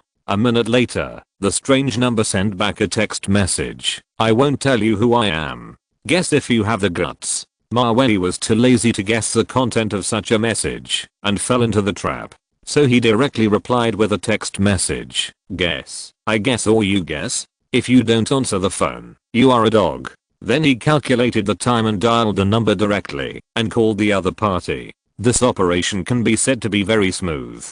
The sisters Anfilia and Bilavina on the other end of the phone were completely stunned. They could only watch the screen of the phone light up with Mawei's number. Sister, answer it quickly, otherwise you will be a puppy. Sister Bilavina gently shook Anfilia's arm, signaling her to answer the phone quickly. The two are twin sisters. The elder sister is a puppy, and she, as the younger sister, is also a puppy sister. This is really a shot even when lying down. Answer it. Anfilia took a deep breath and answered the phone. But not long after, she hung up the phone because of a trace of inexplicable embarrassment and nervousness. At this time, she suddenly had an idea and sent a message to Mawei, saying, I have answered the phone. So Mr. Mawei of the Mikoyan family, you still don't know who I am, right? After sending the message, Anfilia was quite proud of her temporary reaction just now. Sure enough, a 16-year-old girl, she is not 26 years old. Even if she is the president's daughter, she has a childish girlish face. Mawei, who received the message, shook his head helplessly. After a brief contact, he could feel that the other party's mental age was probably not yet an adult.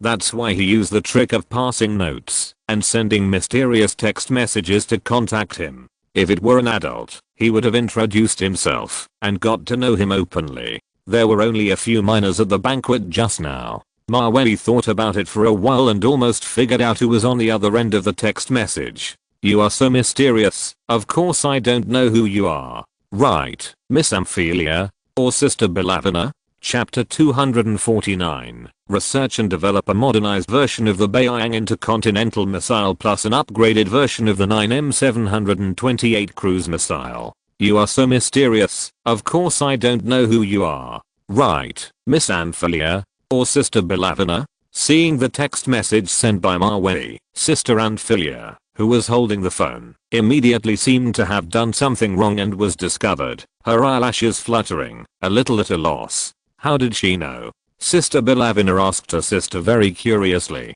The two thought they had kept it very secret, but they were found out after just a few words, which was very embarrassing. You guessed wrong. I'm not the daughter of His Excellency the President. Sister Anfilia replied with a message. She estimated that Mawei had guessed it randomly. As long as she didn't admit it, it shouldn't matter.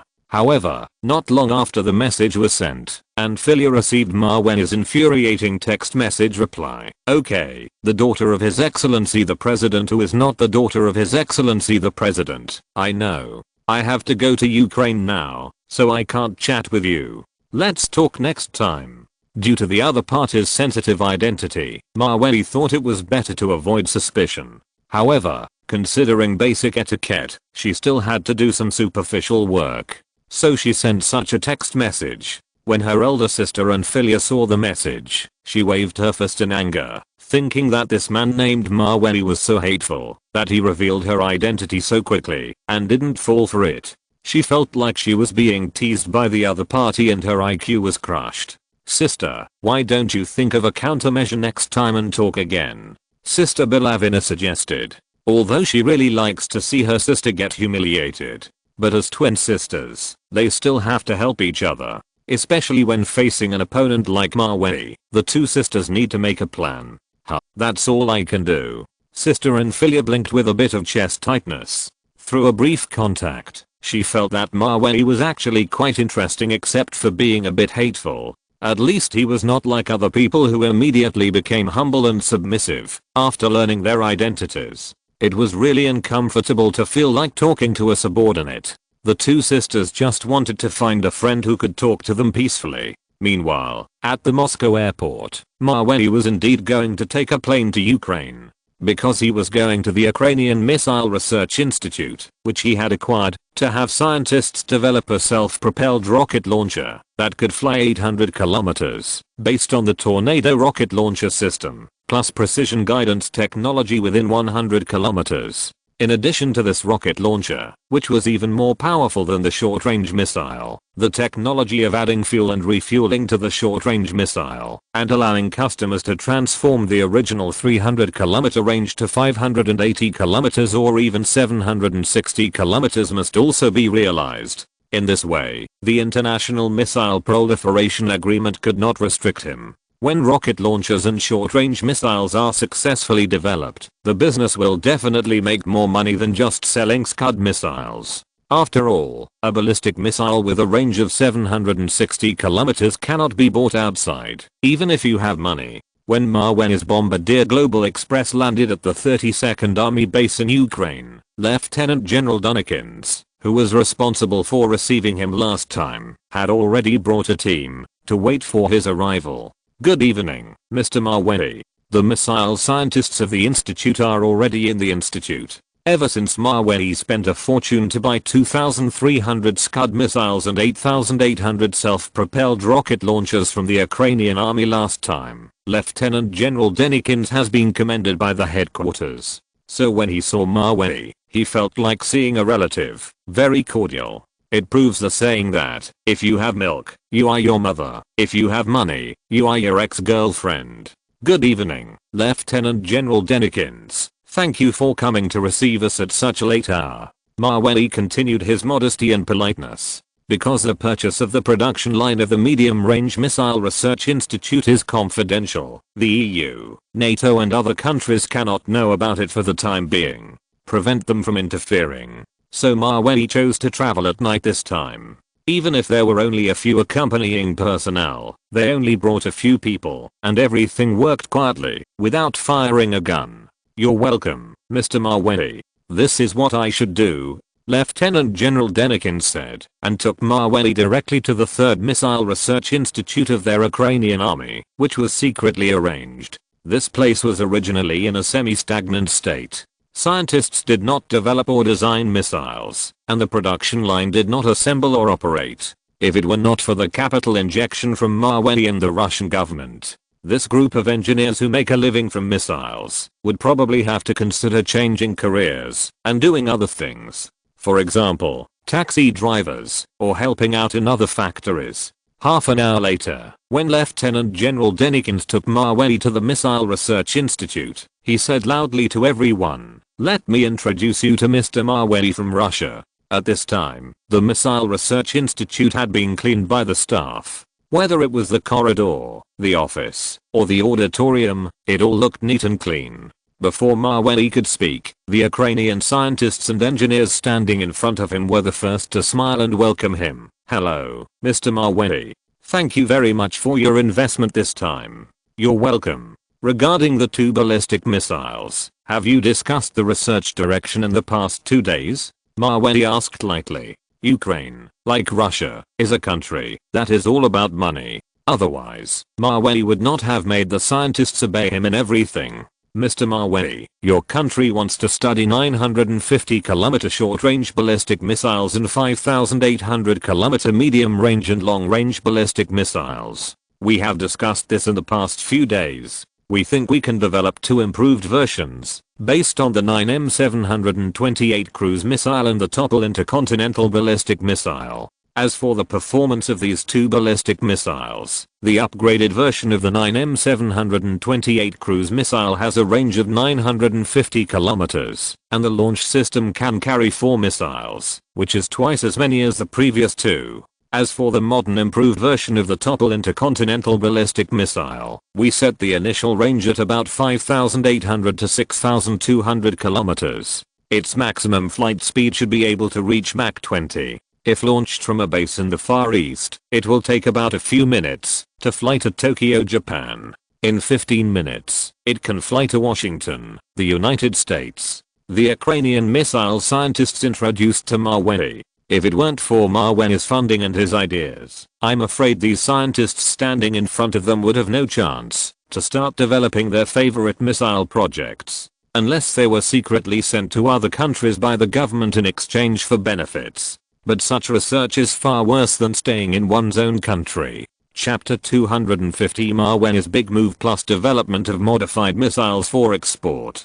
Can the maximum flight speed reach Mach 20? Mawei asked with great interest. With such a fast flight speed, if it is launched at Japan, I believe that most anti-missile systems will not be able to intercept it in time. It has entered the Japanese airspace. If it carries a nuclear warhead, it can definitely nuke Japan with one shot. It is much more threatening than sending 295 and 160 strategic bombers. Yes, Mr. Mawei, the essence of this missile should be called a hypersonic aircraft. It combines an air-breathing cruise aircraft with a boost glide aircraft, and uses a large rocket booster as a transport carrier. It has significant features such as high-speed maneuverability, strong heat and corrosion resistance, and high probability of penetration. The Ukrainian scientist explained many professional terms to Mawei. Although a certain poor student did not fully understand it, he also felt it was amazing.